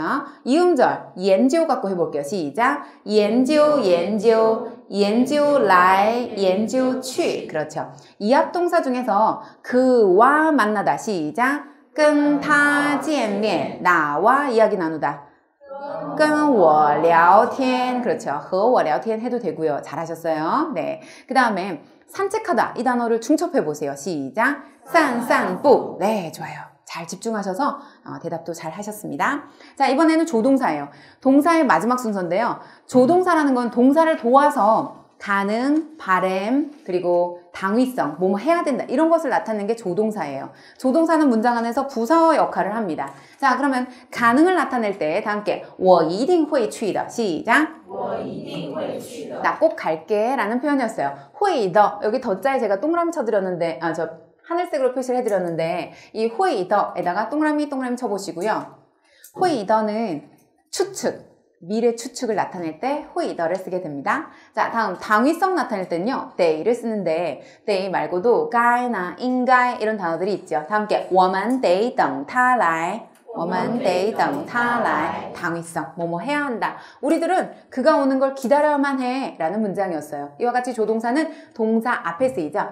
바람을 나타낼 때는요. 뭐뭐 하기를 원하다, 바라다 이런 뜻을 가진 단어들 뭐愿意라든지 肯, 想 이런 단어들이 대표적이죠. 다 함께 我愿意跟你一起走지走나는 너와 함께 가길 바래 이런 문장이었어요. 조동사의 위치 자 보시면 동사 앞 전치사 앞 그죠? 그래서 요 전치사 앞에 놓이는 형태를 제가 자 따라해보세요. 부추전 먹고 명동 가요. 시작. 부추전 먹고 명동 가요. 그렇죠. 이 이야기를 듣고 난 다음에는 명동 갈 때 꼭 부추전이 생각나실 거예요. 네. 그래서 부사, 조동사, 전치사구. 전치사 구란 전치사 플러스 명사 결합을 전치사 구라고 합니다. 아까 제가 그 문장 성분 그리고 품사 설명드리면서 구라는 것은 어법 단위 중에 구는 단어가 2개 이상 결합한 형태를 구라고 불렀잖아요. 그래서 전치사 플러스 명사 단어가 2개 이상 결합됐기 때문에 전치사 구라고 부르는 거죠. 그래서 부조전 명동 형태 알려드렸습니다. 자, 다음은 조동사의 위치. 조금 아까 소개대로 주어 뒤 수어 앞 부사와 자리에 놓이는데 그 외에 연동문, 겸어문 요건 우리가 어법 3번째 특강 시간에 다룰 거예요. 특수구문. 그 가운데 자, 요거 첫 번째 문장 따라 하신 다음에 연동문, 겸어문 형태 설명드릴게요. 你的身体会好起来的会好起来的너 건강 좋아질 거야 라는 문장. 자, 이렇게 해서 회의더 형태였습니다. 연동문, 겸어문. 연동문이란 건 뭐냐면 주어는 하나, 수어가 2개 이상의 문장을 연동문이라고 그래요. 그래서 나는 한국에 가서 한국어를 배울 거다. 이런 문장이죠. 다 함께 我要去韩国学韩语 韩国学韩语 어떤 분들 성조 잘못 지켜갖고 我要去韩国学韩语 이렇게 말씀하시면 큰일 나죠. 한국에 와서 중국어를 배우는 건 말이 안 되잖아요. 그러니까 성조를 잘 지키셔야겠죠. 그 다음에 겸어문 형태. 겸어문이란 주어가 한 문장 안에 2개예요. 주어가 2개고 수어가 또 2개 이상의 문장을 겸어문이라고 불러요. 자, 보시면 大家要请他唱歌 시작 请他唱歌 그렇죠. 모두가 그더러 노래를 부르라고 청했어요. 네, 이런 형태. 조금 아까 제가 TSC 이야기를 해드렸는데 제가 이번에 제작하는 그 TSC 강좌는 판징 선생님이라고 원어민 선생님과 함께 같이 촬영을 하고 있는 중인데요. 그 왜 친중국어 스텝 1, 2, 3처럼 약간의 재미 요소를 넣어서 꽁트를 만들었어요. 물론 유치할 때도 있을 거예요. 틀림없이. 제가 분장도 하고 뭐 이렇게 하는데 그래서 여러분들께 즐거운 학습을 위해 이 한 몸 불사르기로 반징 선생님도 많이 망가져요. 그래서 이제 노래 막 이렇게 청했는데 막 고음 불가. 가지고 그런 거 재밌는 부분도 있으니까 한번 TSC 준비할 계획이 있는 분들은 참고하시고요. 샘플 강의도 한번 보시기 바랍니다. 자, 우리가 조동사의 위치 살펴보고 있어요. 우리가 조동사는 수어 앞에 놓이지만 수어 앞뿐만 아니라 부사나 전치사나 같이 쓸 때 부추전, 명동. 다시 한번 함께 부추전 먹고 명동 가요. 시작. 부추전 먹고 명동 가요. 그렇죠. 여기까지였습니다. 자, 이번엔 형용사예요. 이 동사에 이어서 형용사도 역시 마인드맵에 일부 기재가 되어 있으니까 참고하시기 바랍니다. 사람이나 사물의 모습 그리고 성질을 나타내는 거, 이게 바로 형용사의 특징인데요. 여러분 정의 한번 적어볼게요. 동사 밑에 있어요. 동사 바로 밑에 있어요. 자, 정의 한번 적어보세요. 사람이나 사물의 모습, 성질, 네, 그리고 동작, 행위 등을 설명. 동작, 행위 등의 상태를 설명. 상태라는 단어가 들어가면 더 좋을 것 같아요. 사람, 사물의 모습, 성질, 그리고 동작, 행위의 상태를 설명하는 단어. 이게 바로 형용사죠. 그럼 이 형용사는 말 그대로 형용해 주는 거거든요. 자, 형용사의 예입니다. 다 함께 他很帅我很高兴그는 잘생겼어요. 나는 아주 기뻐요. 이런 표현에서 형용사들 帅와 高兴 형용사는 동사처럼 중첩할 수 있을까요? 없을까요? 지연이 맞죠? 소연이 미안 소연이 형용사 중첩? 가능하죠. 형용사는 중첩해줬을 때 의미가 강해질지 약해질지 재윤이 강해져요. 맞아요. 동사는 중첩하면 의미가 좀 약해진다고 그랬잖아요. 형용사는 강해져요. 그래서 크디 큰 눈, 작디 작은 코, 혹은 예쁘디 예쁜 얼굴, 뭐 이런 식의 어떤 형용사들 중첩을 해주고 나면 의미가 강해집니다. 감정적 색채를 지닐 수도 있고요. 그래서 자, 형용사의 중첩형 가운데 이름절 형용사 대표적으로 이렇게 간단합니다. A 구조 다 함께 따 네, 이음절로 넘어가면요. 이음절은 A, A, B, B가 있고요. A, A, B가 있고요. A, B, B가 있는데 이거 외에 하나가 더 있어요. 제가 PPT 화면 외에 하나만 더 적어드릴게요. 지금 이게 A, A, B, B고 A, A, B 그 다음에 이게 A, B, B 마지막 하나는 A, B, A, B 새하얄 때 쉐바이, 쉐바이. 그렇죠.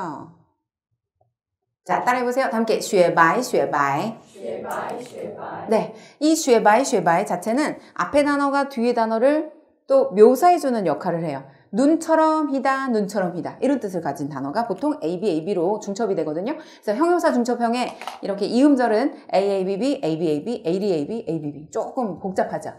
이 가운데 여러분들 ADAB만 좀 특징적으로 설명을 드릴게요. ADAB는 혐오, 경멸, 싫어해요. 비난, 힐책 이럴 때 우리가 ADAB를 써요. 근데 둘이 도치할 때 도치 무슨 뜻인지 아세요? 촌스럽다라는 뜻이거든요. 둘이 도치 그러면 너무너무 촌스럽다 이런 뜻이에요. 네, 촌스럽다. 고리호토, 샤리, 샤치 이런 단어들이 전부 다 ADAB 구조예요. 그래서 상대방에게 혐오, 경멸, 비난하는, 힐책하는 말투로 ADAB를 쓰게 됩니다. 그 외에는 나머지는 뭐 감정적 색채를 지닐 수도 있고 그렇지 않을 수도 있는데 그래서 펴펴량량서부터 한 번씩 따라해 보시죠. 다 함께 펴펴량량. 네, 이거는 펴펴량량 일성으로 발음해도 되고 사성으로 해도 됩니다. 쉐바이, 쉐바이. 둘이 도치. 팡호호. 네, 좋아요. 다음은 형용사의 주요 쓰임이에요. 형용사는 문장 안에서 수러, 관용어, 보어, 부서 다 쓰이는데 주어, 목적어 자리에는 지금 여기에 안 나와 있지만 형용사가 주어가 될 수 있다, 없다? 있다. 아까 말씀드렸잖아요. 虚心是一种美德. 시작. 虚心是一种美德. 형용사가 주어 자리에 놓이면 주어예요. 동사가 주어 자리에 去 공파不行 그러면 去가 주어듯이. 그래서 주어나 목적어 자리에 놓일 수도 있지만 드물기 때문에 안 적어드렸어요. 그러면 자주 수러나 관용어, 보어, 부사어 자리에 들어가는 형태들 한 번씩 한 명씩 돌아가면서 읽어봅시다. 자, 우리 2분단의 효은이서부터 한번 쫙 읽어봅시다. 수러. 这本书很好。 네. 네. 美丽的夜晚. 그렇죠? 네. 그렇죠. 别着急慢慢吃吧. 저는 이 말을 제일 좋아해요. 네. 천천히 드세요. 제가 식사가 좀 많이 느린 편인데 가족들이 좀 식사를 빨리 하세요. 한 5분이면 끝나. 그러다 보니까 가족들이랑 속도를 못 맞추는 거예요. 그래서 누군가가 이렇게 말해주면 너무 고맙죠. 네, 别着急慢慢吃吧. 자, 다음 게 别着急慢慢吃吧. 慢慢吃吧. 동사 앞에 형용사 중첩형 쓰였죠. 이렇게 형용사의 주요 쓰임 가운데 형용사는 수러 자리에 제일 많이 쓰이고요. 관용어 자리, 또 보호 자리, 부사어 자리 쓸 수 있다. 보호 자리 쓸 때는 결과 보호 자리에 들어가는 경우가 대표적이에요. 그래서 写好了 이렇게 적혀 있습니다. 자, 다음은 우리 목적어 편인데 오늘 준비된 그 강의가 목적어, 그 다음에 관용어로서 마무리 짓게 돼요. 자, 목적어 들어가기 전에 잠시 지압 좀 할게요. 네.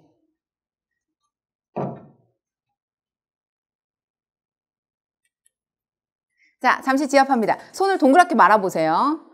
원래는 쉬는 시간을 드리려고 그랬는데 이 쉬는 시간 드리기가 애매한 거예요. 나누기가. 그래서 그냥 안 쉬고 체조를 더 많이 하기로 했어요. 자, 태양열이라고 해서 안경 쓰신 분들 안경 살짝 내려놓거나 벗으시고요. 여기 가운데 관자놀이 지점 여기를 손 꼭 이렇게 말아가지고 가운데 손가락으로 꼭 눌러보세요. 앞으로 3번 돌려보세요. 하나, 둘, 셋. 뒤로. 하나, 둘, 셋. 그렇죠.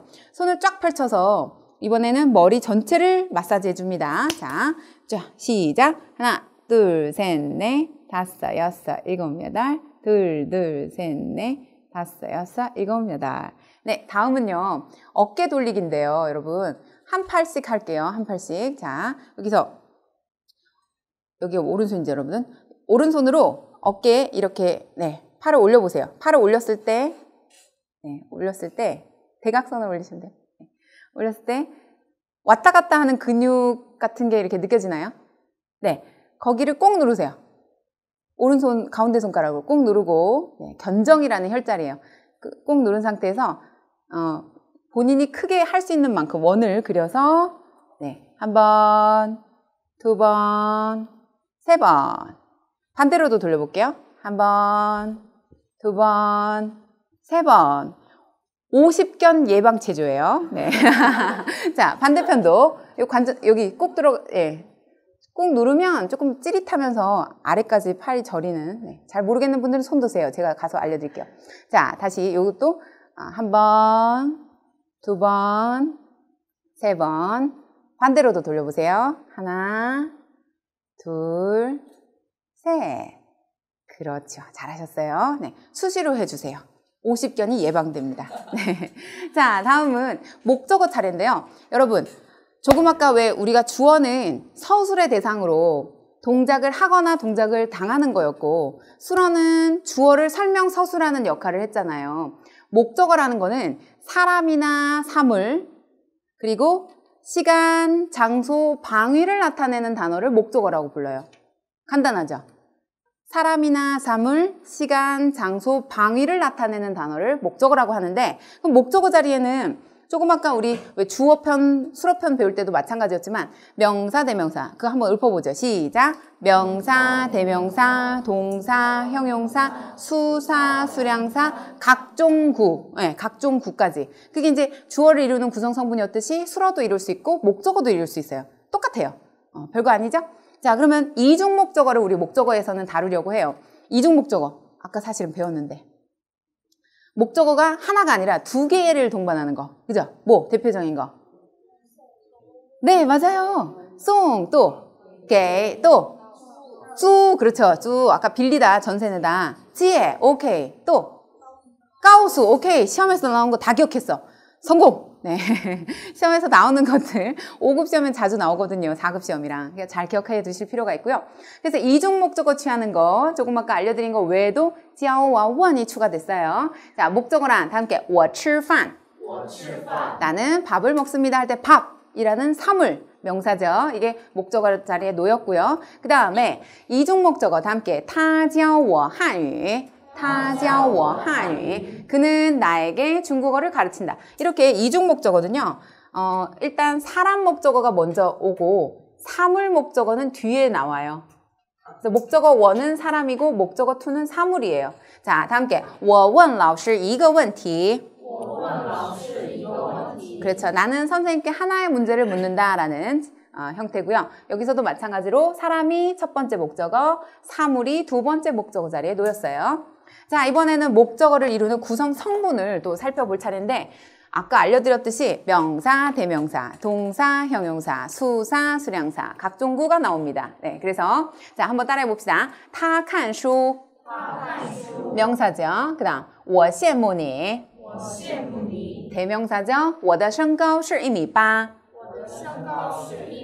수량사죠. 我不喜欢打架 동사 구가 네, 사실상 打架 자체가 吵架, 打架 이런 것들은 동사라고 봐도 되고 동사 구라고 봐도 되는데요. 이런 형태. 그 다음에 여기 진정한 동사구네요. 다 함께 他准备考大学 他准备考大学 이렇게 해서 명사, 대명사, 동사, 그 다음에 수량사, 동사구가 목적어를 이루는 구성 성분으로 적혀 있습니다. 네, 그 밖에도 다양한 구들 형태도 다 목적어가 될 수 있어요. 너무 빠른가요? 괜찮으셨어요? 네. 자, 다음은 관형어예요. 자, 이쯤에서 관형어는 제가 필기를 조금 해드리도록 할게요.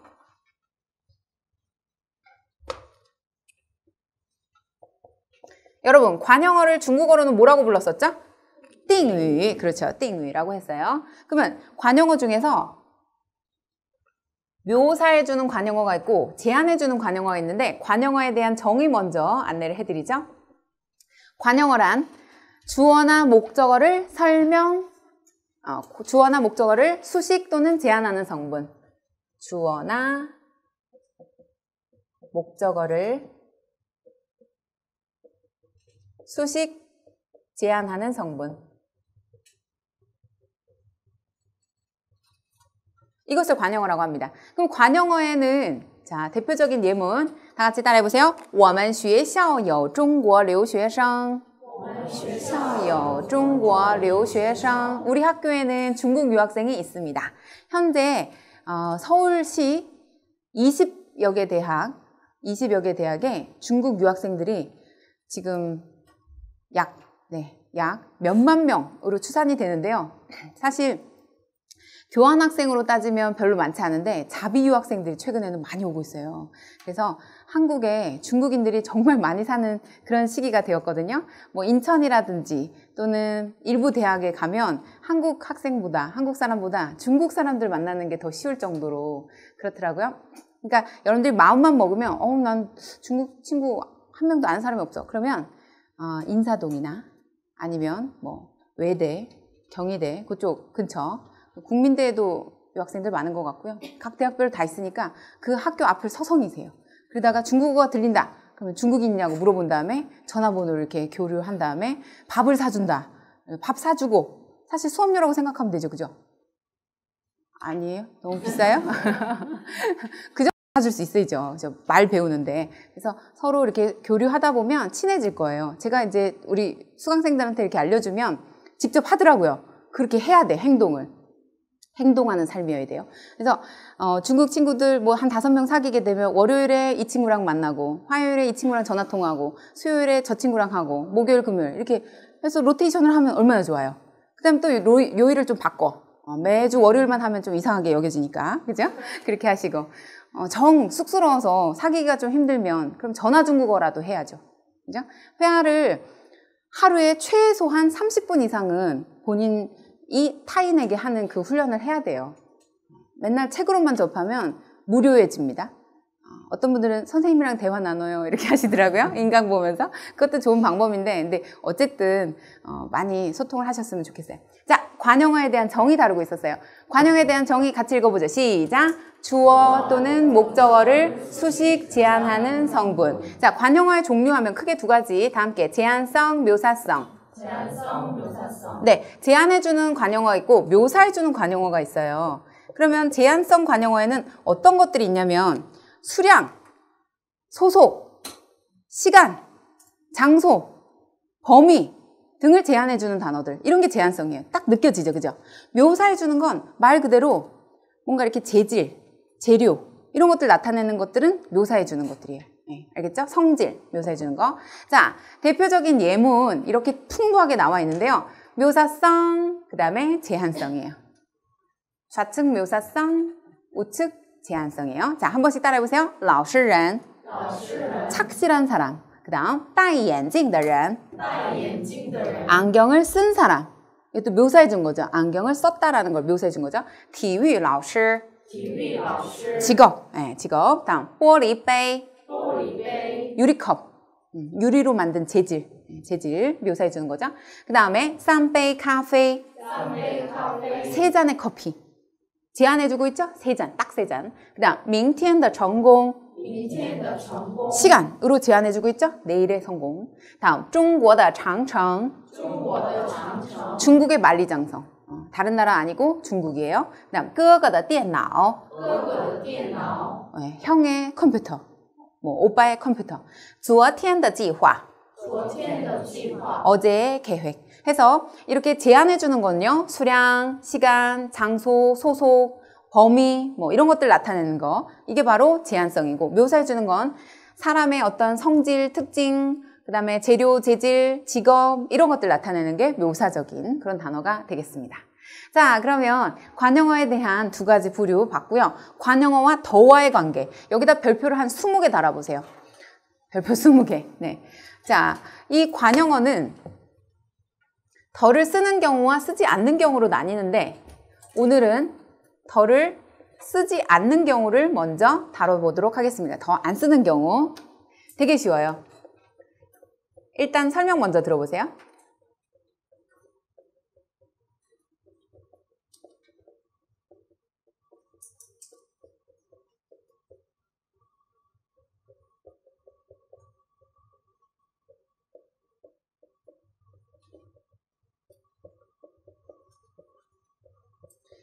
마인드맵으로 이제 공부를 하실 때 여러분들 이제 어법 강의를 들으시거나 이제 또 지금 오늘 특강 들으신 다음에 스스로 정리하실 때는 하나의 중심 화두를 가지고서 이렇게 오른쪽에서부터 왼쪽 순서로 하시면 되고요. 저는 공간이 협소해서 자꾸 여기 쓰고 지우고 하는데 여러분들은 확장시켜 나가면 됩니다. 관용어의 정의, 관용어의 종류, 관용어와 더와의 관계 중에서 더 안 쓰는 경우, 더 쓰는 경우, 더 안 쓰는 경우는 그 옆에, 더 쓰는 경우는 그 옆에 이렇게 쭉 펼쳐나가면 돼요.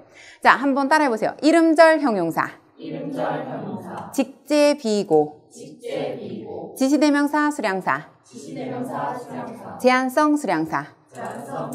그렇죠. 여기서 우리가 이름절 형용사 하면요. 조금 아까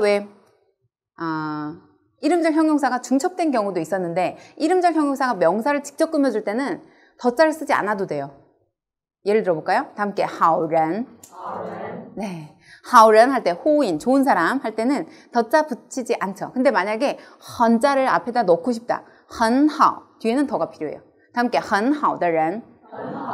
일반적으로 이름절 형용사는 덜을 쓰지 않고 이름절이 아닌 이음절 이상이 돼버리면 덜을 쓰는 경우가 대부분이에요. 그 다음에 직업, 재료, 비유, 고유명사 중에서 아까 체육 선생님 다 함께 体育老师 한번 더 体育老师 직업을 나타내는 단어도 덜을 쓰지 않고요. 재료 나타내는 거 다 함께 玻璃杯 그렇죠. 비유 나타내는 것 중에서는 되게 인색하고 막 돈 안 쓰는 사람 다 함께 吝啬鬼 한번 더 吝啬鬼 네, 조금 이따 화면에서 나와요. 비유해주는 것도 이것도 덜을 쓰지 않아요. 그 다음에 고유명사 다 함께 北京大学 북경대학 이런 것들도 덜을 쓰지 않죠. 네, 고유명사도. 자, 지시대명사 수량사 사실은 지시대명사 뒤에 수사가 들어가도 되고 양사가 바로 나오는 경우도 있는데요.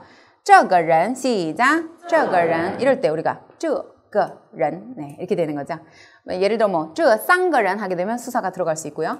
그 다음에 제한성 수량사라고 하면 다 같이 따라해보세요. 我有一个3岁的女儿3岁的女儿 이때 我有一个3岁的女儿 할 때 一个女儿은 한 명의 딸 해서 이런 건 제한성 수량사예요. 제한해주는 거. 근데 사이에 제가 3岁的女儿 할 때 3岁 나이 나타내는 거 얘는 묘사해주고 있거든요. 몇 살짜리? 3살짜리. 몸무게 몇 킬로 나가는? 10킬로 나가는. 10킬로 나가면 너무 적게 나간다. 12킬로 나가는. 뭐 이런 식의 묘사해주는 단어가 나오면 무조건 다 더가 필요한데 이거一个女儿 할 때는 제한적인 거예요. 그래서 제한적인 수량사 一个女儿 3岁는 이거는 묘사적인 부분에 해당이 돼요. 자, 그러면 지금 PPT 화면 우리 칠판 화면을 잠깐 보도록 할게요. 이름절 형용사, 직업, 그리고 지시대명사, 양사와 제한성 수량사 형태입니다. 함께 这是好办法我想成为中文老师中文老师我尝过那道菜我上6节课이 가운데 好办法라는 好는 이름절 형용사로 명사 꾸며주고 있고 중원 직업 나타내고 있고 那道菜 할 때 지시대명사 양사 결합이고 수사는 생략됐고 그 다음에 6节课는 제한성 수량사에 해당이 되는 것이죠. 아까 一个女儿처럼 그래서 덜을 쓰지 않는 경우 4가지 눈 감고 대답해보기. 자, 눈 감고. 자, 우리가 공부했던 지식을요 눈으로 보는 것도 중요하지만 감고 생각해보는 것도 굉장히 도움이 많이 된다고 해요. 자, 첫 번째 뭐? 이름절 형용사. 두 번째 직제비고. 오케이, 직제비고 좋아요. 세 번째 지시대명사 양사. 네, 수량사에도 좋고. 네 번째 제한성 수량사. 그렇죠. 맞아요. 잘하셨어요.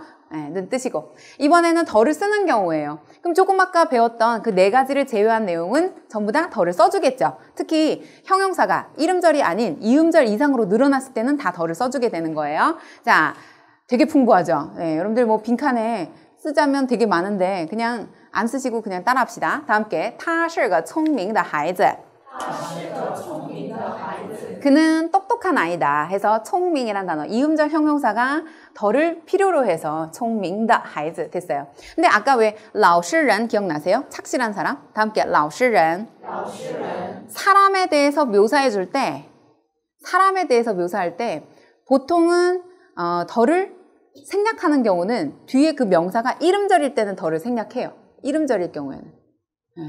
그래서 이음절일 경우에는 일반적으로 덜을 생각 안 하거든요. 그러니까 이 안 하는 것도 참고로 알아두시고 중작할 때요. 다 함께 那是非常贵的手机那是非常贵的手机 매우 비싼 핸드폰. 이때 매우라는 이 非常 부사가 贵 이름절 형용사 꾸며주고 있기 때문에 더 필요하고요. 他戴着漂漂亮亮的手表 시작 他戴着漂漂亮亮的手表 그녀는 아주 아름다운 시계를 차고 있다. 이런 표현이고요.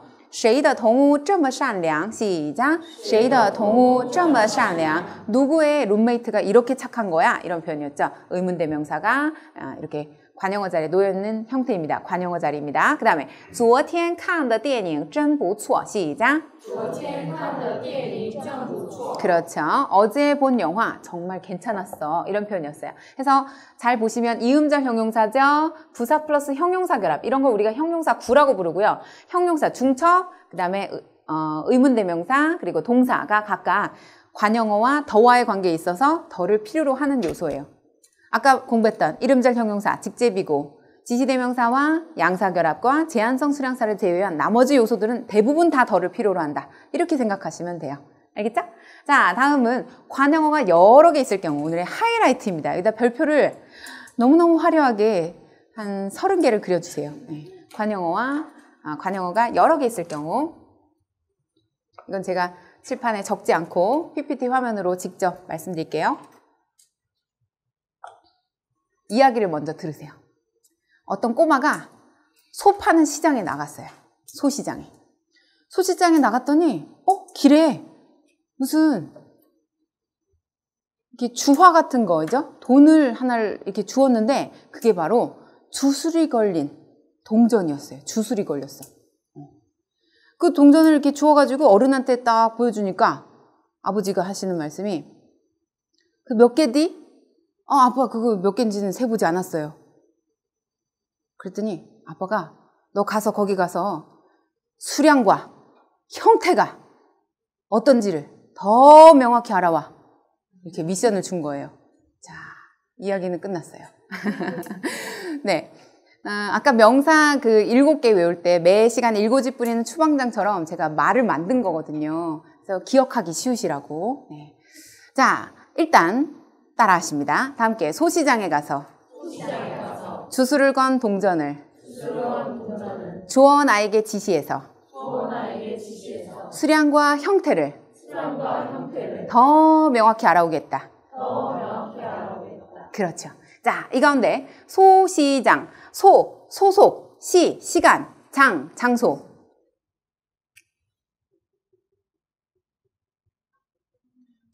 주술구, 동사구, 전치사구, 지시, 대명사, 수량사, 형용사 또는 형용사구 또는 형용사 중첩 이런 것들을 모두 포함합니다. 그 다음에 더 명확히 알아오겠다 할 때 이 더는 바이샤우더입니다. 관용어 만들 때 쓰는 더, 바이샤우더. 그 다음에 명은 수식을 받는 주어나 목적어를 가리킵니다. 주어나 목적어. 그래서 관용어라는 건 주어나 목적어를 수식 제한하는 성분을 관용어라고 불렀잖아요. 그래서 이 관용어의 어순에는 이렇게 다양한 것들이 있지만 이게 모든 문장에 다 쓰이는 게 아니라 이 가운데 하나 또는 2개 또는 3개 정도 쓰이는 거예요. 오늘은 2개 쓰이는 것과 여러 개 쓰이는 거 한번 다뤄볼게요. 单单是一个可爱的姑娘 시작 单单是一个可爱的姑娘 그렇죠. 여기서 单单 주어, 是 수러, 姑娘 목적어고 이거 可爱 수량사 플러스 형용사 결합. 자, 공식에 한번 대입해서 수량사랑 형용사 어디 있냐면 수량사 여기 있고 형용사 여기 있네요. 그죠? 그래서 수량사가 제한적인 경우에 수량사가 앞에 오고요. 묘사적인 형용사는 뒤에 오는 거예요. 이렇게 기억하면 되게 쉬워요. 可爱的一个姑娘이라고는 잘 안 하고 이거 可爱的姑娘이라고 하는 이유 여기 있어요. 제한적인 거 먼저, 묘사적인 거 뒤에. 하나 더. 昨天从上海来的那2位客人正在谈生意 시작 昨天从上海来的那2位客人正在谈生意 주어가 뭘까요? 이거 되게 긴 문장이라서 헷갈리는데 주어는 그렇죠. 客人 수어는 단, 네. 목적어는 생이, 그렇죠. 지금 6급 준비하시는 분들은 이런 거 읽을 때 걸림이 없는데 4급, 5급, 3급, 뭐 혹은 회화과정 뭐 1, 2단계 이런 분들은 막 좌절을 느낄 수도 있어요. 그러지 마세요. 배운 기간에 따라서, 경험치에 따라서 이런 걸 잘 읽을 수 있느냐 아니면 조금 더디 읽을 수 있느냐 이 차이예요. 그러면 昨天서부터 잘 보세요. 자, 이거 시간을 나타내는 시간 명사죠. 보세요. 시간 앞에 있죠. 从上海 이건 뭐예요? 전치사 구라고 봐도 좋고, 그렇죠. 장소로 봐도 좋아요. 전치사구는 약간 위치가 유동적이에요. 이게 장소사일지 아니면 범위를 나타내는지에 따라서 조금 다르긴 한데 어쨌든 둘로 봐도 상관없어요. 장소, 네, 시간, 장소 혹은 뭐 전치사구. 그 다음에 lie 이건 뭐예요? 동사죠. 동사. 동사는 여기서 주술구, 동사구, 전치사구 가운데 이 동사에 해당이 돼요. 그죠? 동사. 여기 동. 그 다음에 the, 나, 两位 할 때 나는 뭐예요? 예, 지시대명사. 지시대명사 여기 있죠? 예, 지시대명사 여기다 제가 점 찍을게요. 两位는요? 수량사. 그렇죠. 수량사 점 찍을게요. 그래서 지금 전치사구로 이 종상하이를 보게 될 경우에는 조금 헷갈리긴 하는데 장소사로 본다면 전혀 문제 없죠. 그죠? 시간, 장소, 동사구, 동사구, 지시대명사, 수량사 이렇게 해서 요거 两位까지가 모두 관형어예요. 예. 관형어의 어순을 알면 중작할 때 쉬워요. 순서를 아니까. 중작을 뭐 거리낌 없이 요 순서대로 나열하면 되니까. 네, 이렇게 했을 때 틀리는 경우는 거의 극히 드무니까 여러분들이 공식을 꼭 알아두시기 바랍니다. 한 번만 더 따라하시고 마무리 짓겠습니다. 소시장에 가서 시작. 소시장에 가서 주술을 건 동전을 주어 나에게 지시해서 수량과 형태를 더 명확히 알아오게 했다. 네. 자, 그러면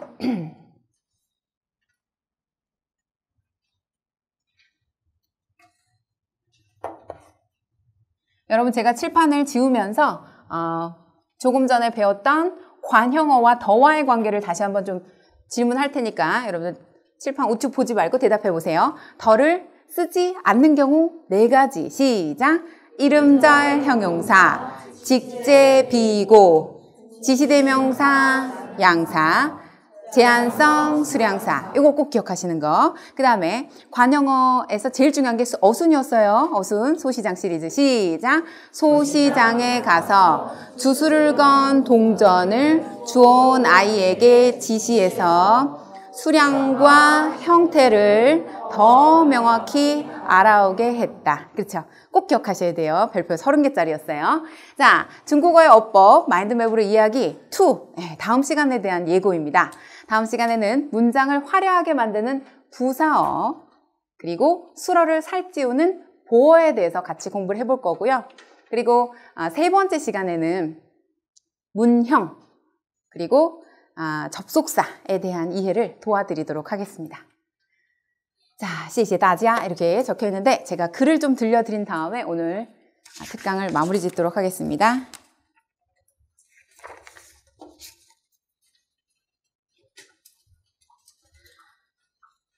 인생의 목적은 끊임없는 전진이다. 앞에는 언덕이 있고 냇물이 있고 진흙도 있다. 걷기 좋은 평탄한 길만이 있는 것은 아니다. 먼 곳으로 항해하는 배가 풍파를 만나지 않고 조용히 갈 수만은 없다. 풍파는 언제나 전진하는 자의 벗이다. 차라리 고난 속에 인생의 기쁨이 있다. 풍파 없는 항해, 얼마나 단조로운 것인가. 고난이 심할수록 내 가슴은 뛴다. 니체의 시였습니다. 인생을 살면서 힘들 때가 누구에게나 옵니다. 그럴 땐 왜 나만? 왜 나에게 이런 일이? 라고 생각하시지 말고 풍파 없는 항해 너무 단조롭고 재미없을 거야. 좀 더 내 삶이 재밌어지려고 그러나 봐. 이 시기 지나고 나면 행복한 날들이 더 많이 올 테니까 힘을 내보자 라고 본인 스스로에게 외쳐보시기 바라고요. 중국어 공부하시는 그 순간 늘 행복하셨으면 하고 제가 작지만 여러분께 조금이나마 도움이 될 수 있도록 인강, 교재 등을 통해서 인사드리도록 하겠습니다. 여러분 소중한 시간 함께 해주셔서 감사하고요. 다음 특강 때 뵙겠습니다. 好，大家辛苦了。 수고하셨습니다.